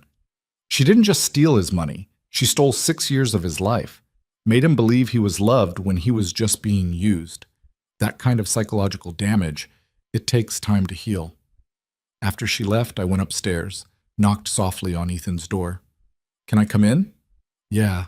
He was sitting on his bed, still in the clothes he'd worn to the park, still wearing the wire, I realized, like he'd forgotten it was there. "Let me help you with that," I said, gently removing the tiny microphone from his collar. "She never loved me." His voice was empty. 6 years. 6 years of my life, and none of it was real. The feelings you had were real. That matters. Does it? Because right now it just feels like I wasted the best years of my life on someone who was laughing at me the whole time. I sat down next to him. "You didn't waste them. You learned what real love looks like by learning what it's not." That's a terrible consolation prize. I know, but it's true. I took his hand. "Ethan, I need to tell you something. When your father died, I thought my life was over. We'd been married 28 years. I thought I knew him completely. And then I found out he'd been hiding things. Not as bad as Vanessa, nothing criminal. But he'd made financial decisions without telling me. Investments that failed, debts I didn't know about. For a while, I felt like those 28 years were a lie too." What changed? I realized that just because he hid things didn't mean what we had wasn't real. He loved me. I loved him. The financial stuff was separate. His own shame, his own pride getting in the way. And even though it hurt to discover after he died, it didn't erase the good parts. "This is different, Mom. Dad made mistakes. Vanessa committed crimes." "You're right. It is different. But the lesson is the same. You can't let someone else's betrayal destroy your ability to trust yourself. You loved someone who didn't deserve it. That doesn't make you stupid. It makes you human." He was quiet for a long time. Then, "She said I was pathetic, weak, that I let her walk all over me." "She was trying to hurt you. Don't give her that power." What if she's right? What if there's something broken in me that made me such an easy target? There's nothing broken in you. You wanted to believe the best in people. That's not a weakness, Ethan. That's actually one of your greatest strengths. Vanessa took advantage of it, but that's on her, not you. He finally looked at me. "How do you still have faith in me? After everything I've put you through?" "Because you're my son. And because I see you finally becoming the man I always knew you could be. Someone who takes responsibility, someone who faces hard truths, someone who does the right thing even when it's terrifying." "I'm scared, Mom, of what comes next, of being alone, of never being able to trust anyone again." "I know, but you won't be alone. I'm here, and we're going to get through this together." He leaned his head on my shoulder like he used to when he was small. We sat like that for a while, not talking, just being present together in the wreckage. The next few weeks were a blur of legal proceedings. Vanessa was formally charged with wire fraud, money laundering, and conspiracy. Marcus Sutton flipped almost immediately, offering testimony against her in exchange for a reduced sentence. His wife filed for divorce and sued Vanessa personally for alienation of affection, a lawsuit that felt almost quaint compared to the federal charges. I sat in the courtroom for Vanessa's arraignment. She was wearing an orange jumpsuit, her perfect blonde hair pulled back in a messy ponytail, no makeup. She looked smaller somehow, less frightening, just a woman who'd made terrible choices and finally got caught. When they read the charges, 23 counts total, representing 7 different victims over 9 years, she stood there expressionless. But when her eyes scanned the gallery and landed on me, something flickered across her face. Hatred, maybe, or fear that I'd actually won. Ethan didn't come to the arraignment. Couldn't face her yet. But he did come to the civil hearing for my lawsuit the following week. The judge was a no-nonsense woman in her 60s named Judge Patricia Morrison. She'd reviewed all the evidence Victor submitted, the loan agreement, the property sale records, the bank statements showing Ethan never repaid the debt. "Mr. Carter," she said, looking over her glasses at my son, "do you dispute owing your mother $40,000 plus interest?" "No, Your Honor, I owe her the money. I don't dispute that." "And are you able to pay?" Ethan's lawyer, a new one, someone Victor had recommended who actually knew what he was doing, stood up. "Your Honor, my client's financial situation is complicated right now. His assets were entangled with his wife's criminal activity. We're asking the court to stay judgment until the federal asset recovery process is complete."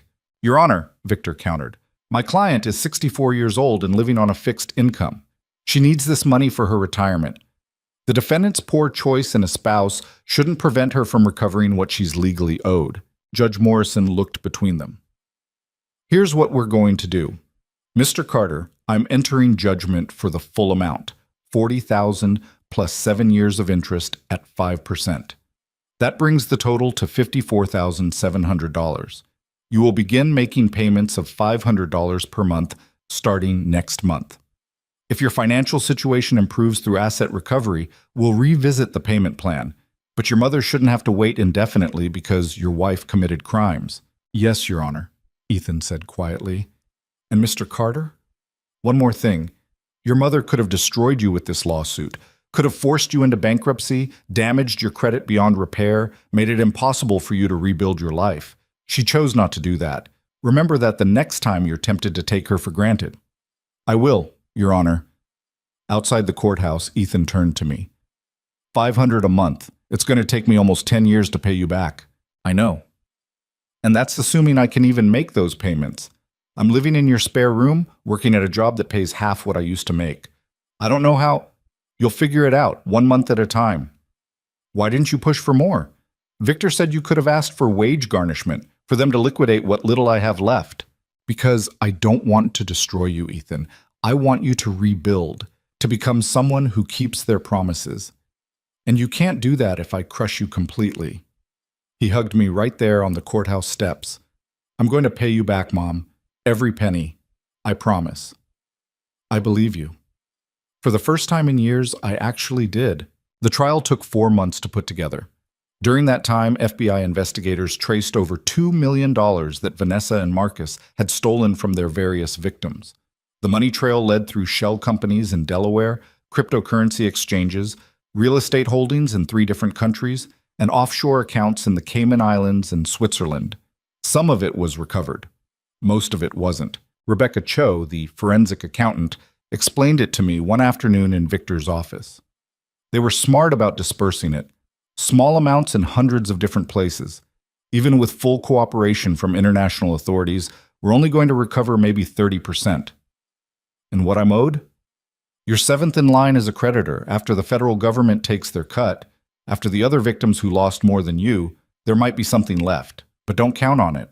I'd made my peace with that by then. The money was gone. What mattered was the justice. Ethan testified at the trial, took the stand and told his story, how they'd met, how she'd slowly taken control of their finances, how he'd trusted her with everything. The defense attorney tried to paint him as complicit, tried to suggest he'd known about the scams all along. Mr. Carter, the attorney said, dripping condescension, are you really asking this jury to believe that you had no idea what your wife was doing with hundreds of thousands of dollars? Yes, Ethan said steadily. That's exactly what I'm saying. Isn't it convenient that you claim ignorance now that she's facing serious prison time? There's nothing convenient about admitting I was manipulated for 6 years. Nothing convenient about standing in front of strangers and admitting I was too blind to see what my own mother saw from day one. But that's the truth. I didn't know. And if I had known, I would have stopped it. Would you? Because the evidence shows you benefited from these crimes. The vacations, the cars, the lifestyle. I benefited from money I thought was legitimately earned or invested. When I found out the truth, I went to the FBI. I wore a wire. I helped build the case against her, even though she was still my wife. Does that sound like someone who was complicit? The attorney had no good answer for that. Marcus Sutton testified next, his plea deal requiring him to tell everything. He described the operation in cold clinical detail, how they'd identify targets, how Vanessa would create an entire persona designed to appeal to each man's specific vulnerabilities, how they'd bleed the victim slowly enough that suspicion came late. And Mr. Carter? The prosecutor asked. What made him a good target? He was lonely, Marcus said. Recently out of a failed relationship. Successful, but insecure about it. Close with his mother, which meant he was used to trusting the women in his life. Vanessa knew all that within the first 2 dates. She tailored everything to make him feel like she was his soulmate, his perfect match. Sitting in the gallery, listening to my son's pain cataloged like items on a shopping list, I wanted to scream. wanted to rush the stand and make Marcus hurt the way he'd helped hurt Ethan. But I just sat there, hands clenched in my lap, and let the justice system do its work. Vanessa didn't testify. Her attorney advised against it. Instead, they tried to paint her as a victim, too, of Marcus's manipulation, of circumstances beyond her control, of a system that pushed women into desperate situations. The jury didn't buy it. Guilty on all 23 counts. The foreman read the verdict in a flat voice while Vanessa stood motionless at the defense table. No tears, no emotion, just that same calculating blankness she'd shown at the arraignment. Sentencing came 2 weeks later. Judge William Hargrove, federal court this time, a different building, higher stakes, reviewed the presentencing report with obvious displeasure. "Ms. Carter," he said, "I've been on this bench for 32 years. I've seen every kind of fraud, every type of con artist. But what you did represents a particularly cruel brand of crime. You didn't just steal money, you stole trust. You destroyed relationships. You left your victims questioning their own judgment, their own worth, their ability to ever love again." He sentenced her to 12 years in federal prison. No parole possibility for at least 8. Marcus got 6 years for cooperating. Outside the courthouse, reporters clustered around Ethan. "Mr. Carter, how do you feel about the verdict?" "Relieved," he said, "and sad, because no sentence is going to give me back the 6 years I lost." "Do you regret marrying her?" He paused, looked at me standing behind him. "I regret not listening to the people who saw the truth sooner than I did. I regret letting my pride and my feelings blind me to reality. But I don't regret learning the hardest lesson of my life. Sometimes the people we love the most are the ones hurting us the worst. And sometimes the kindest thing someone can do is refuse to enable that hurt anymore." That night, we ordered Chinese food and ate it in my living room, the same room where Vanessa had slapped me all those months ago. It felt appropriate somehow, full circle. "Mom," Ethan said, setting down his chopsticks, "I've been thinking." "About what?" "About what I do next. With my life, because I can't just keep living in your spare room, working a job I hate, counting down the months until I finish paying you back." "What do you want to do?" "I don't know yet. Something that matters. Something that helps people avoid what happened to me." He paused. "Maybe I could talk to other fraud victims, share my story, help them understand they're not alone." "I think that's a good idea." "Yeah?" "Yeah, you've got perspective now, understanding. And people need to hear from someone who's been through it and came out the other side." "I'm not all the way through it yet." "No, but you're further than you were." He smiled, a real smile this time, not the broken half attempts I'd seen for months. "Thanks for not giving up on me, even when I deserved it. You're my son. I couldn't give up on you if I tried." We finished dinner and cleaned up together, falling into an easy rhythm that felt comfortable, natural. Like maybe we were finally becoming the family we were supposed to be all along. Later that week, a check arrived in the mail. Asset recovery distribution. My share of what they'd recovered from Vanessa and Marcus's accounts. $8,300. Not the $40,000 I was owed, not even close, but more than I'd expected to see. I deposited it and called Ethan at work. "The asset recovery came through," I told him. "How much?" $8,300. He was quiet for a moment. "That's it? Out of everything they stole, that's all they could get back for you?" "It's something. And Ethan, I'm crediting it toward your debt. Your payment plan just got shorter." "Mom, you don't have to." "I want to. Consider it an investment in your future." I could hear him getting emotional. "I don't deserve you." "Probably not, but you're stuck with me anyway." 6 months after the trial, I made a decision. My house, the one I'd worked so hard to pay off, the one I'd protected so fiercely, didn't feel like home anymore. Too many memories, too much hurt soaked into the walls. I put it on the market and it sold within a week. Used the proceeds to buy a small condo in a retirement community 2 hours south. A place with a pool and a garden and neighbors who didn't know anything about assault charges or fraud trials or sons who'd broken their mothers' hearts. Ethan helped me move. We worked side by side, packing boxes, loading the truck, saying goodbye to the house where he'd grown up. "Are you sure about this?" he asked as we did a final walkthrough of the empty rooms. "Completely sure. It's time for both of us to start fresh." What am I going to do without you nearby? You're going to keep rebuilding, keep going to therapy, keep making your payments, keep becoming the man you're meant to be. What if I fail? Then you get back up and try again. That's what adults do. We locked the door for the last time and drove away. I didn't look back. My new place was smaller but brighter. I decorated it with new furniture, new curtains, new everything. No ghosts here. No memories of betrayal. Ethan visited once a month. He'd gotten involved with a support group for fraud victims and was talking about maybe going back to school for a degree in counseling. The payments came regularly now, $500 on the first of every month, like clockwork. He'd gotten a better job, was slowly rebuilding his credit, was dating someone new, cautiously. Her name is Sarah, he told me one visit. She's a teacher, divorced, one kid, normal person with a normal life. How do you feel about her?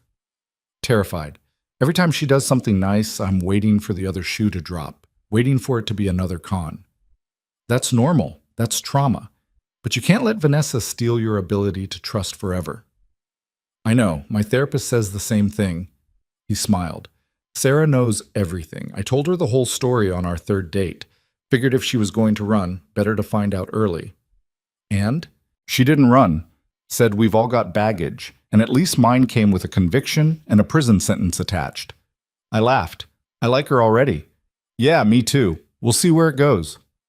A year after I moved, Ethan showed up at my condo unannounced. He was carrying a cashier's check. What's this? I asked. The rest of what I owe you. $46,400. I stared at the check. Ethan, you didn't have to pay it all at once. We had a plan. I know.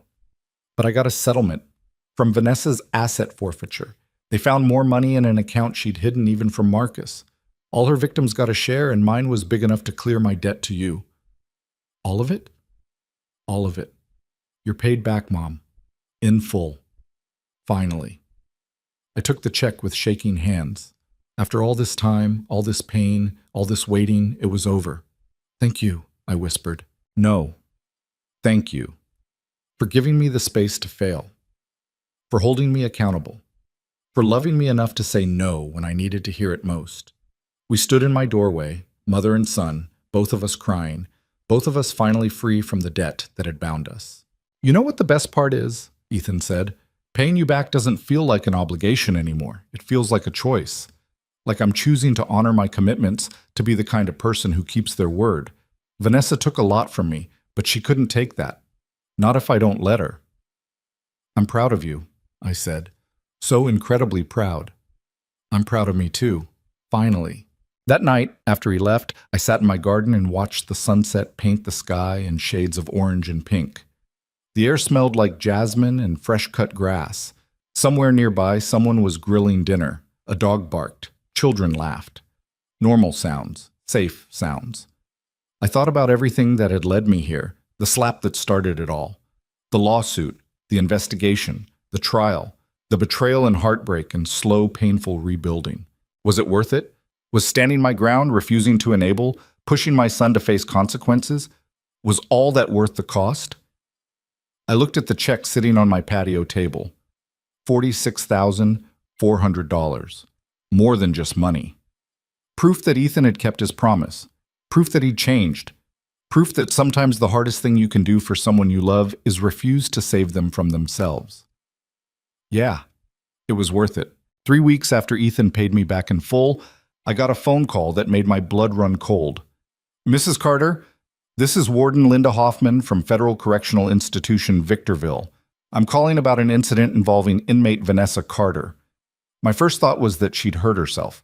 My second thought was wondering why they'd call me about it if she had. What kind of incident? I asked, gripping the phone tighter. She's requested to be added to your approved visitor list. Specifically requested you by name. I actually laughed. Couldn't help it. You're joking. No, ma'am. Inmates have the right to request visits from non-family members if those individuals consent. She's filled out the paperwork. We need your permission to proceed. My permission? After she assaulted me? After she destroyed my son's life? I understand this is unusual, but she was quite insistent. Said she has information you'd want to hear. Information about your son. That stopped me cold. What information? She wouldn't say. Just that it was important, that you'd regret not coming. I should have said no immediately, should have hung up and blocked the number, but something in me needed to know what game Vanessa was playing now. When? I heard myself ask. Visiting hours are Saturdays and Sundays, 9 to 3. Would you like me to add you to her list? Give me a week to think about it. I called Ethan that night. Absolutely not, he said immediately. Mom, she's manipulating you. Whatever she claims to have, it's a lie designed to hurt you. What if it's not? What if there's something about the case I don't know? Something that could affect you? Then the FBI would have told us. Victor would have told us. You can't trust anything that comes out of her mouth. I know that, but nothing. Please, Mom, don't give her the satisfaction. She's in prison where she belongs. Let her stay there and rot. I wanted to listen to him, wanted to trust his judgment, but Vanessa's words kept echoing in my head. Information about your son. Information you'd want to hear. What if there was more? What if the investigation had missed something? What if Ethan was still in danger somehow? Against every instinct, against Ethan's explicit wishes, I called the prison back and approved the visit.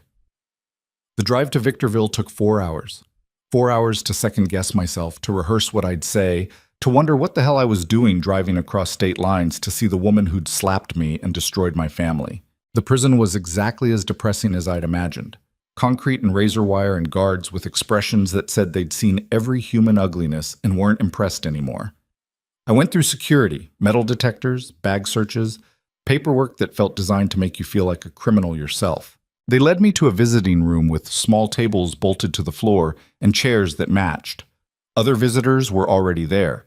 Wives, mothers, children who looked too young to understand why Daddy was on the other side of the table in an orange jumpsuit. Then Vanessa walked in. Prison had changed her. The perfect hair was gone, replaced by a simple ponytail with dark roots showing. No makeup made her look older, harder. The orange jumpsuit hung loose on a frame that had lost at least 15 pounds. But her eyes, those were the same. Sharp, calculating, predatory.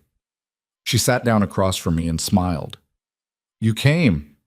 I wasn't sure you would. I'm here for 5 minutes. Say what you have to say. No small talk? No, how are you adjusting to prison life? You have 4 minutes now. Her smile faded. Fine, I'll get to the point. I lied at the trial. My stomach dropped. About what? About Ethan. About how much he knew. She leaned forward. Your precious son wasn't as innocent as everyone thinks. The jury disagreed. The FBI disagreed. You're going to have to do better than that.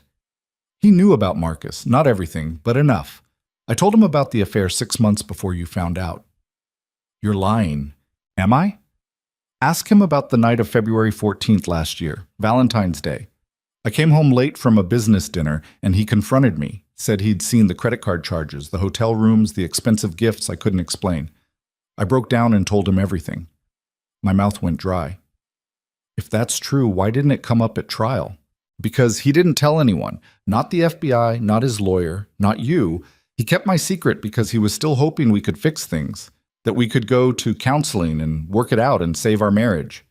She laughed bitterly. Pathetic, right? Even after learning I was cheating, he still wanted to make it work. I don't believe you. Then ask him. Ask him about the conversation we had in the kitchen at 2 a.m. Ask him what I said when he begged me to stop seeing Marcus. Ask him why he never mentioned it to anyone.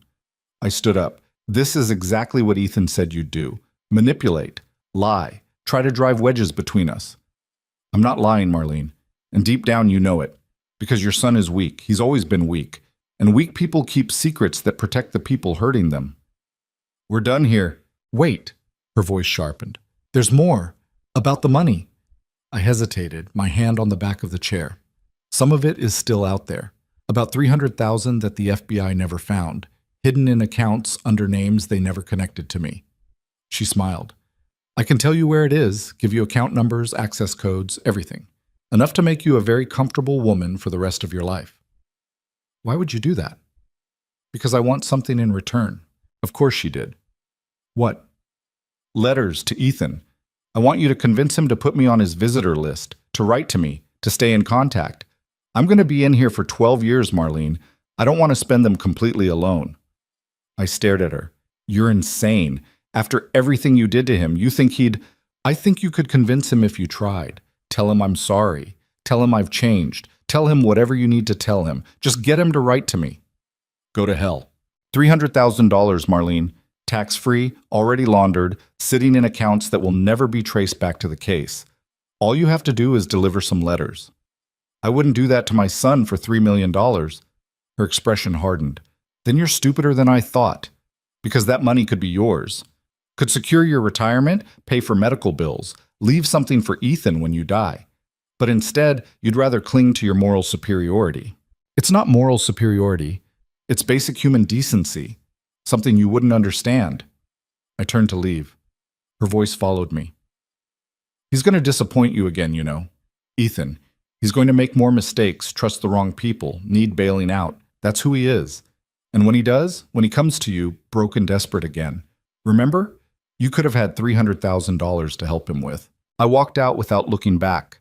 But her words burrowed into my brain like parasites. The drive home was torture. My mind wouldn't stop replaying what Vanessa had said about the affair, about Ethan knowing, about February 14th. It couldn't be true. Ethan had been so devastated when he learned about Marcus, so broken. That wasn't the reaction of someone who'd known for months, unless he was a better actor than I'd given him credit for, unless he'd been protecting her, protecting his image, protecting the fantasy of his marriage. I got home around 7 p.m. and immediately called Ethan. "How was the visit?" he asked, his tone making it clear he thought I was an idiot for going. "She told me things. About you, about what you knew and when." Silence on the line. Too long a silence. "Ethan? What did she say?" "She said you knew about the affair. That she told you 6 months before everything blew up. February 14th, Valentine's Day." More silence. My heart was pounding. "Ethan, tell me she's lying." He stopped. Started again. "I can't." The room tilted. "What?" "I can't tell you she's lying because she's not. I did know. She did tell me." I sat down hard on my couch. "You knew? For 6 months you knew she was sleeping with Marcus Sutton and you didn't say anything?" "It wasn't like that. She swore it was over. Said it had been a mistake, a moment of weakness, that she'd ended it and wanted to work on our marriage." I believed her.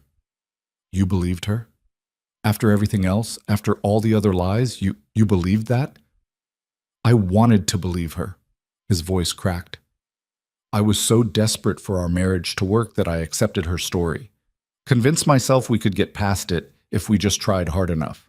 "And you didn't think to mention this to the FBI? To your lawyer? To me?" I was ashamed. Don't you get it? I was ashamed that I'd known and done nothing, that I'd let her manipulate me even after learning the truth. If I'd told anyone, it would have made me look complicit, like I'd been okay with the affair as long as the money kept flowing. But that's not what happened, isn't it? Because I did stay. I did keep my mouth shut. I did nothing while she continued destroying our finances and probably kept seeing Marcus anyway.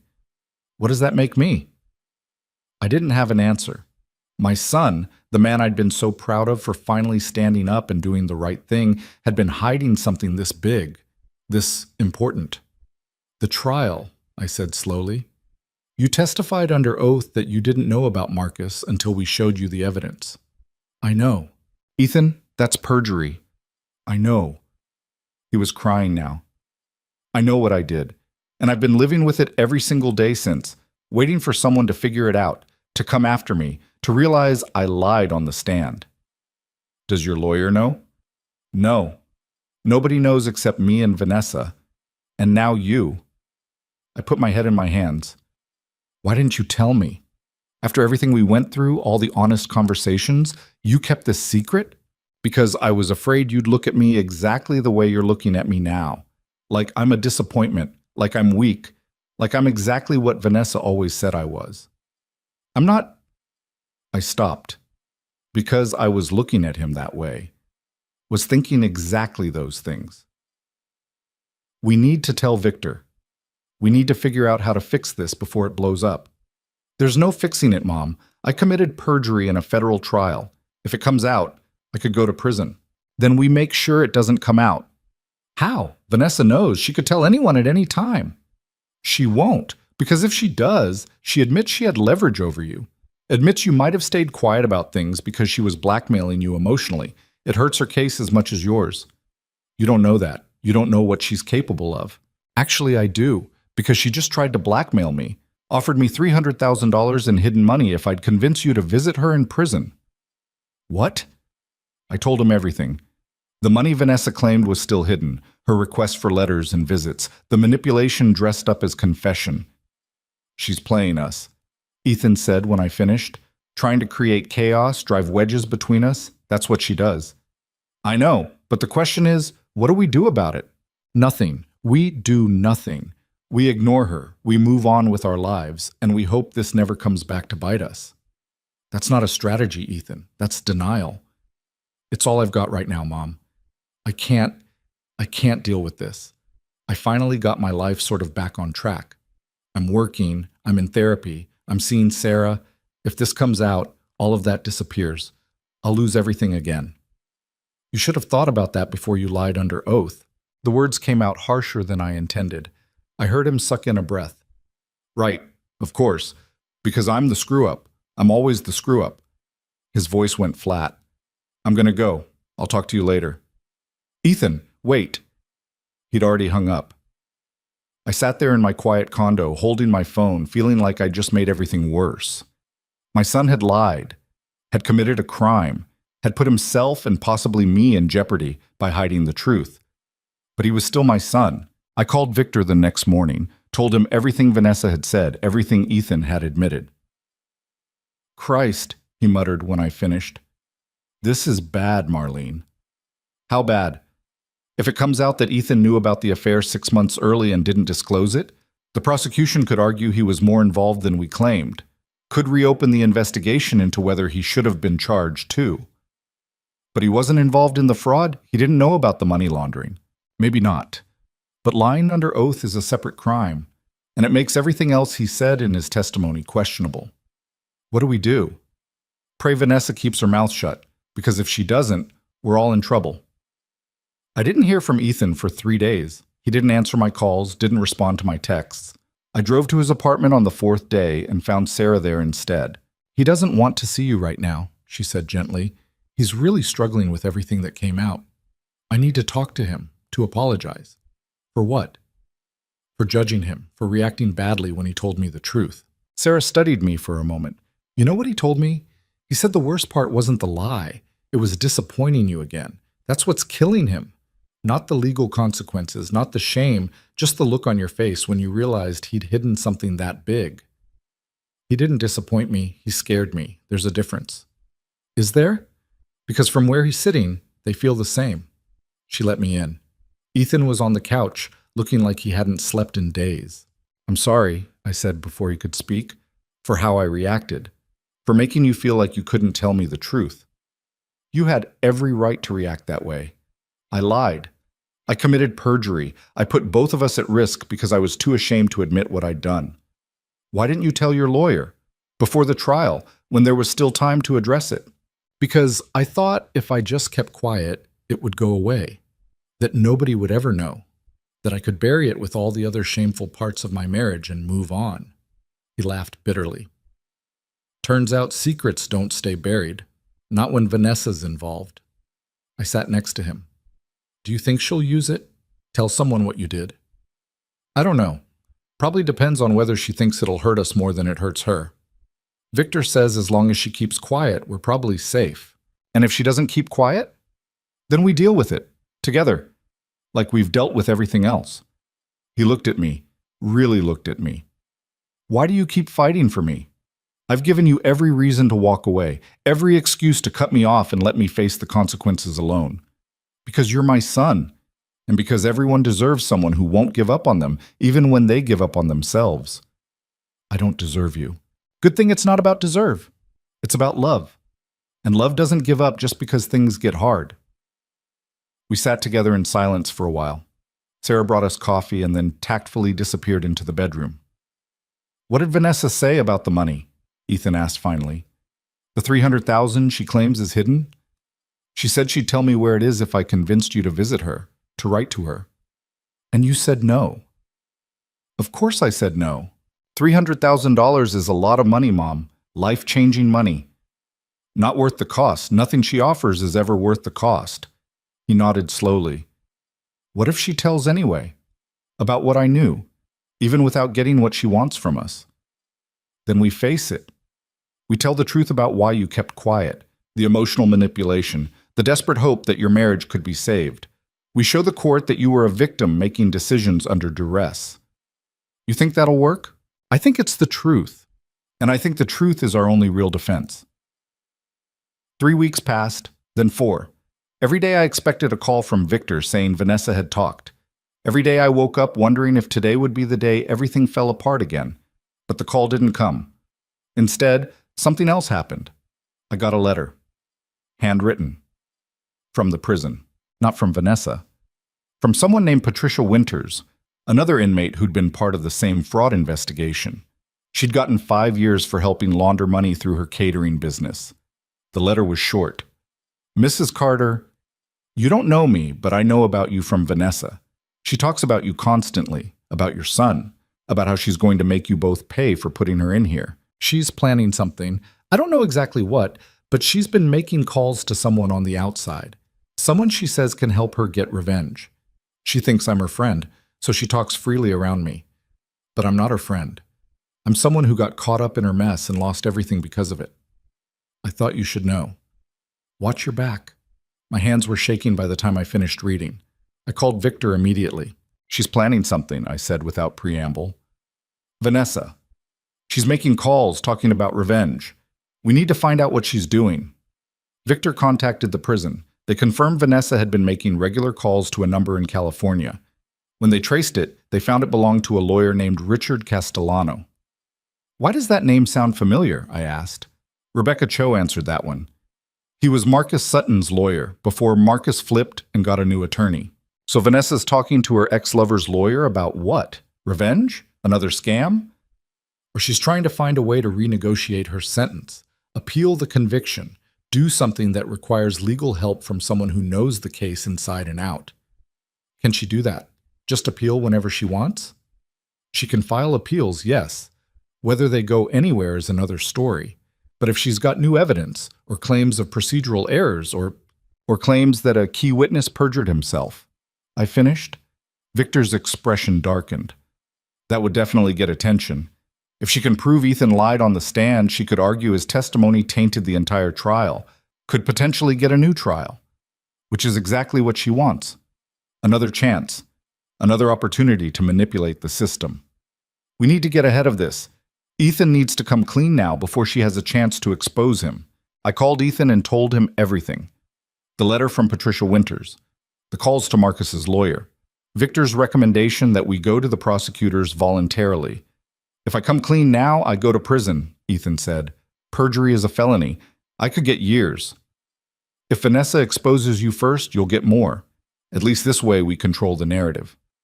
There's no good version of this story, Mom. Either way, I'm screwed. Maybe not. If you go to them, show genuine remorse, explain the circumstances.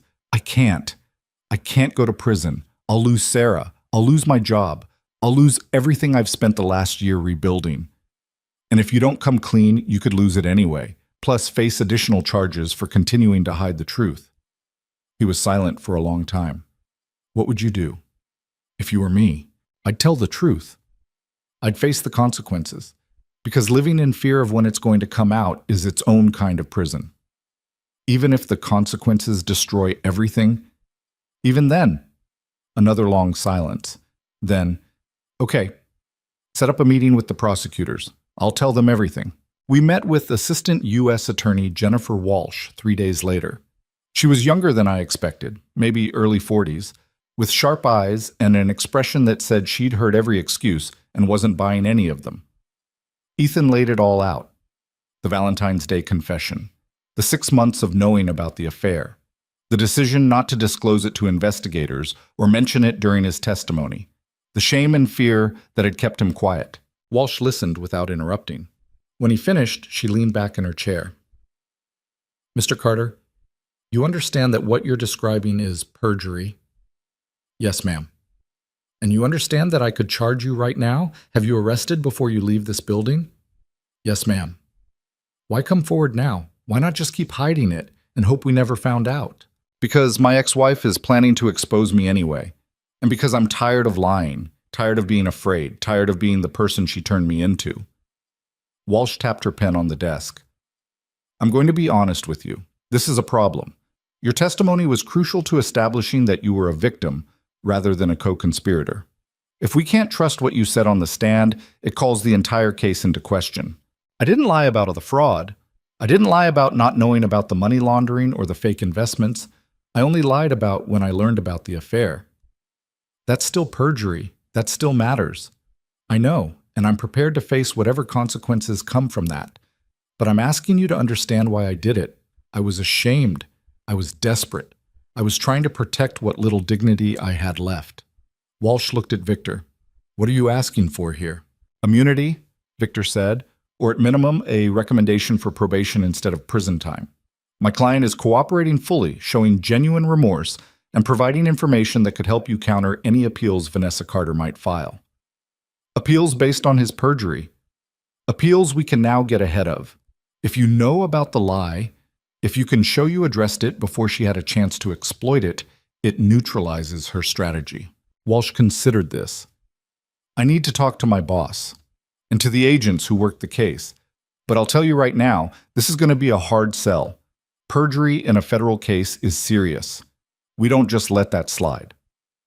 We're not asking you to let it slide, Muska. I spoke up for the first time. We're asking you to consider context. To see my son as a victim who made a mistake out of shame, not a criminal who lied to protect himself. Those can be the same thing, Mrs. Carter. They're not. And I think you know that. She stood. I'll be in touch. Mr. Carter, don't leave the area. And don't contact Vanessa Carter or anyone associated with her. Understood? Understood. We left the federal building in silence. Ethan looked drained. That went well, he said sarcastically. She didn't arrest you, that's something. She did not arrest me either. We're in limbo now, waiting to see if they decide to destroy my life. We did the right thing. Did we? Because right now, it feels like I just handed them the rope to hang me with. 2 weeks later, Walsh called. We've decided not to file charges. I nearly dropped the phone. What? It's not a free pass. Mr. Carter will be required to submit a corrected statement for the record. He'll be interviewed again on the record, telling the complete truth this time. And if Vanessa Carter does file an appeal based on his testimony, he'll be required to testify again and address the discrepancy directly. But no criminal charges? Not at this time. We believe his cooperation and the circumstances of the original lie justify leniency. But Mr. Carter, if you ever lie to federal investigators again, for any reason, we will prosecute to the fullest extent of the law. Are we clear? Crystal clear, Ethan said. Thank you. Thank you so much. After we hung up, he collapsed onto my couch. I can't believe that worked. You told the truth. Finally, completely. Without holding anything back. That's what worked. I was so sure I was going to prison.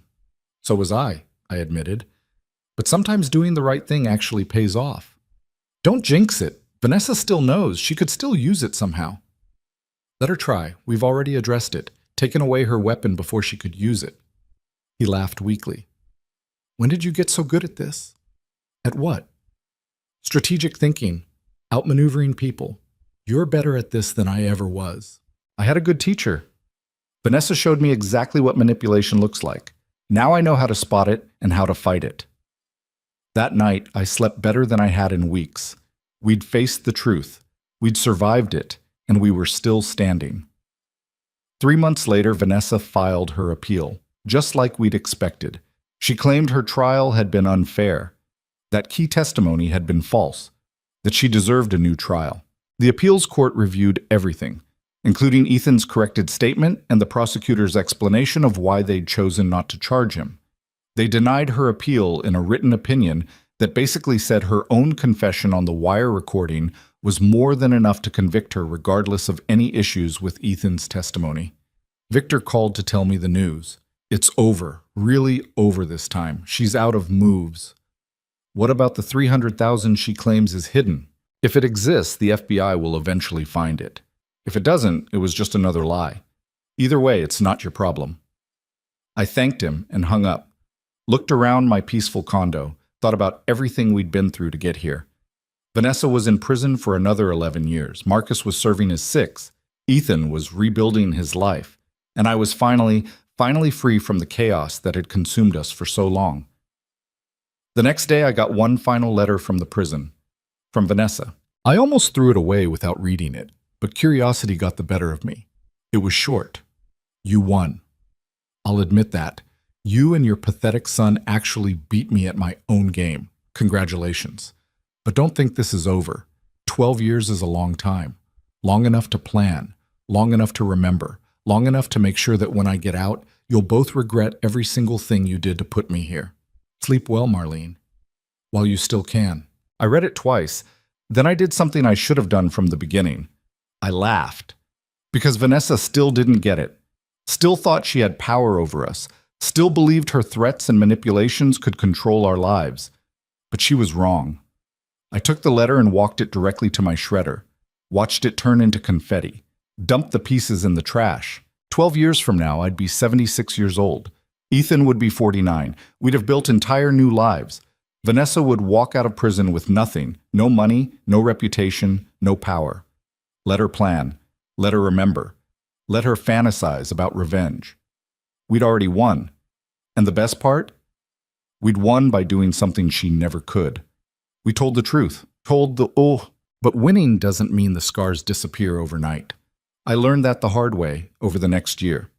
Ethan threw himself into work with an intensity that worried me. At the office before dawn, home after dark, weekends spent on projects nobody asked him to do. Sarah noticed too. He's running from something, she told me over coffee one Saturday when Ethan canceled their plans for the 3rd week straight. Every time things get quiet, he fills it with work. He's trying to prove something, to himself, to me, to everyone who watched him fall apart.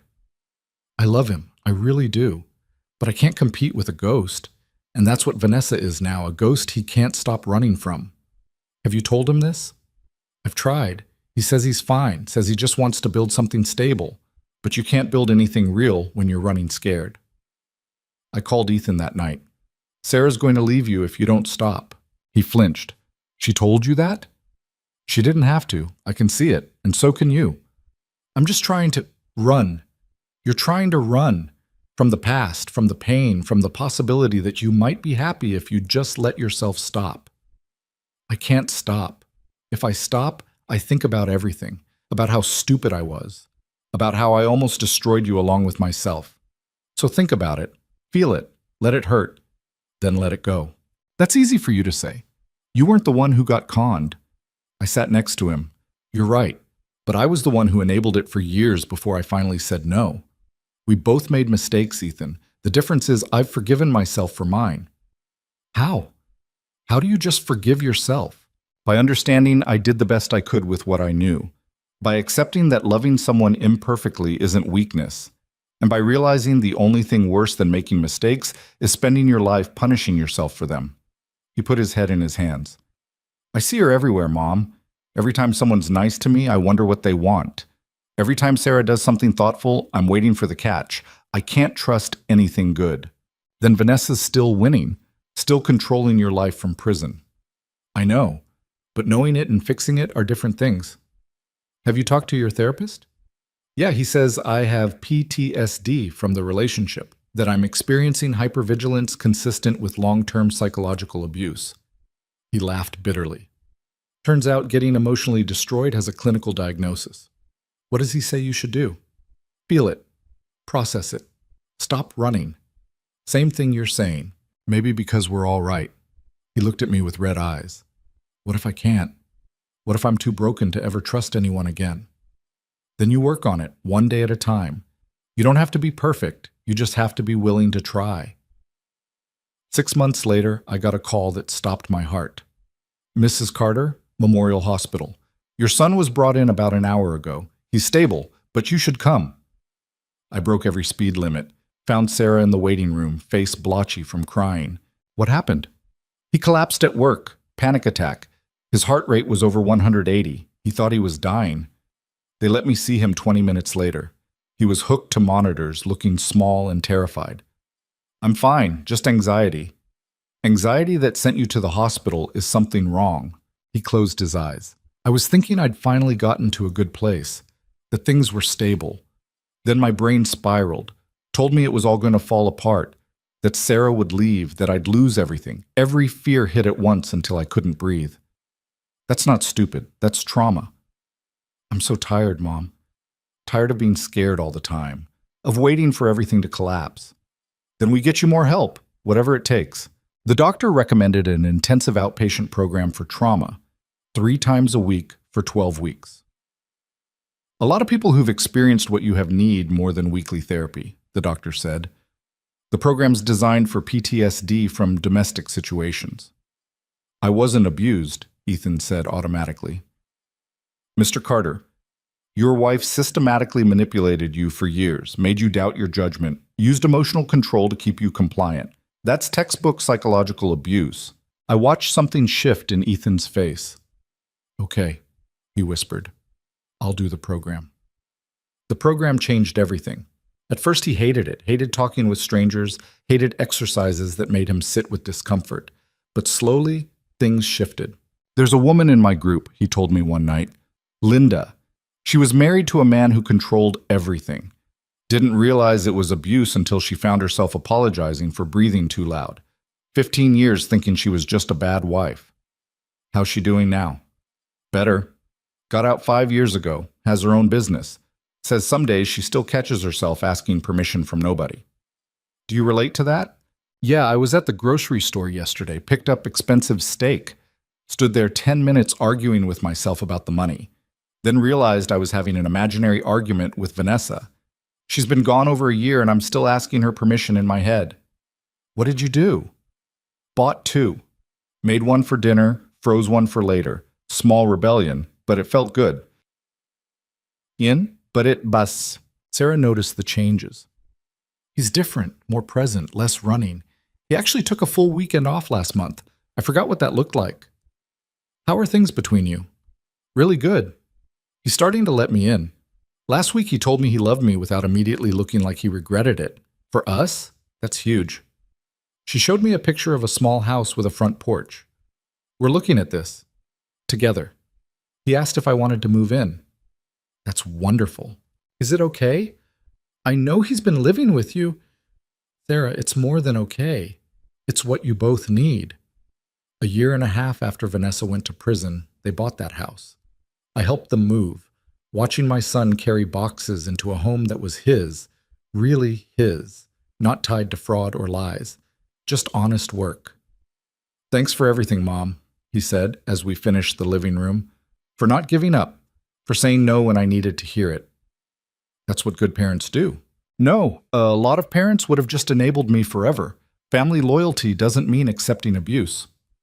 2 years after her conviction, Vanessa started writing letters. Not to me, to Ethan. The first showed up at his office. She found me, he called immediately. I recognized the handwriting. Bring it here. We'll open it together. The letter was manipulation dressed as apology. Ethan, I know you probably hate me. I deserve that. But what we had wasn't all fake. In my own broken way, I did care. I'm getting help here. Real help. Becoming someone better. Not asking for forgiveness now. Just asking you not to forget I'm human too. V. It's bullshit, Ethan said flatly. Every word. How does it make you feel? Angry. Manipulated. For a second I felt sorry for her. That's what she does. Makes you feel sorry right before she destroys you. But you recognized it this time. That's progress. I'm calling my lawyer. She violated the restraining order. The prison restricted her mail privileges. But letters kept coming every few months. Each one the same underlying message. I'm changing. I deserve a chance. Don't forget me. She's relentless, Victor said. Even locked up, she's still trying to maintain control. Can we stop it completely? Not unless she explicitly threatens you. Prison mail is a constitutional right. So I just keep getting these for 10 years? Or stop reading them, return them unopened? That's what Ethan did. Letters kept coming, but he never opened them. Just wrote, return to sender. It's petty, he admitted, but it feels good. Like I'm finally setting a boundary she can't cross. It's not petty, it's self-protection. 3 years after the trial, Rebecca called. They found it. The $300,000 Vanessa claimed was hidden. My heart skipped. Where? Cryptocurrency wallets under fake names. They're seizing it all. Will any come to us? You'll get your share as a creditor, maybe 30, 40,000. I called Ethan with the news. So she was telling the truth about that. About the money, yes. The manipulation, that was the lie. If I get anything, I'm donating it to organizations that help fraud victims. That's good. Sarah's idea said the money was tainted. Only way to clean it was using it for good. The money came through, I got 32,000. Ethan got 18 and donated every penny. Sent me screenshots, gifts to fraud victim organizations, domestic violence centers. Vanessa thought she could use money as power forever, he said. This feels like taking that power back. 4 years after Vanessa went to prison, Sarah and Ethan got married. Small ceremony in their backyard. Sarah wore simple white. Ethan cried through his vows. I promise to trust you, he said, voice shaking, even when it's hard. I promise to believe love can be real, that good things can last. And I promise to spend every day proving I'm worthy of you. I sat in front and cried too. My son, so broken, so manipulated, so lost, was choosing vulnerability. Choosing trust despite everything that taught him love was dangerous. At the reception, he pulled me aside. None of this happens without you saying no, without you holding me accountable. You would have figured it out eventually. Would I? I spent 6 years not figuring it out. You forced me to see the truth. And you chose to face it. We'll split the credit. Deal? Deal. 5 years after the trial, Warden Hoffman called. Courtesy notification, Vanessa Carter filed for early release based on good behavior. My blood went cold. She's getting out? No. Request denied. She'll serve her full sentence. But I wanted you to know she tried. Why was it denied? Multiple factors. Continued attempts to contact Mr. Carter despite restraining orders. Refusal to take full responsibility in evaluations. And testimony from other inmates that she's been running financial schemes inside the prison. So she's the same person. Some people commit to change. Others just learn to fake it better. Vanessa Carter is the latter. I thought about that. How Vanessa could spend 5 years in prison, go through programs, say all the right things, and still be exactly who she'd always been. And I thought about Ethan, how he'd done the real work, painful, unglamorous work of actually changing. That's the difference between real change and performance. One requires humility, the other just requires a good script. 6 years later, I moved to Arizona. A friend told me about a retirement community, warm winters, beautiful desert sunsets, people who'd reinvented themselves. I bought a small adobe house with a garden full of native plants, spent mornings tending roses and succulents, afternoons reading, evenings watching impossible sky colors. Ethan and Sarah visited often, brought their daughter, my granddaughter, born 3 years after the wedding. Little Emma, who had her father's eyes and no idea her grandfather had once been destroyed by a woman who'd never learned to love anything but money. She's perfect, I told Ethan, watching Emma chase lizards. She is. And she'll never know what I went through unless we tell her. Will you? Someday? Maybe when she's old enough. There's value in knowing people can survive terrible things and still build good lives. That's wise. I learned from watching you. 10 years after Vanessa went to prison, Warden Hoffman called one last time. Vanessa Carter was released this morning. I wanted you to know. Thank you. I called Ethan. I know, he said. My lawyer already notified me. How do you feel? Honestly, nothing. I thought I'd be scared or angry, but I just feel nothing. She can't touch us anymore. The restraining order is still active. I know, and I've upgraded security at the house. Not because I think she'll show up, but I'm not taking chances. He paused. Mom, I need to tell you something. I forgive her. I was quiet. Ethan. Not for her benefit, for mine. I'm tired of carrying anger. She took enough from me. I'm not giving her my peace, too. Forgiveness doesn't mean forgetting. I know. I'll never forget. But I can forgive and still have boundaries. Can forgive and still protect myself and my family. Vanessa didn't contact us. Not in the first month, not the first year. We heard she'd moved to Nevada, was working at a casino, keeping her head down. Part of me wondered if prison had changed her, but mostly I didn't care.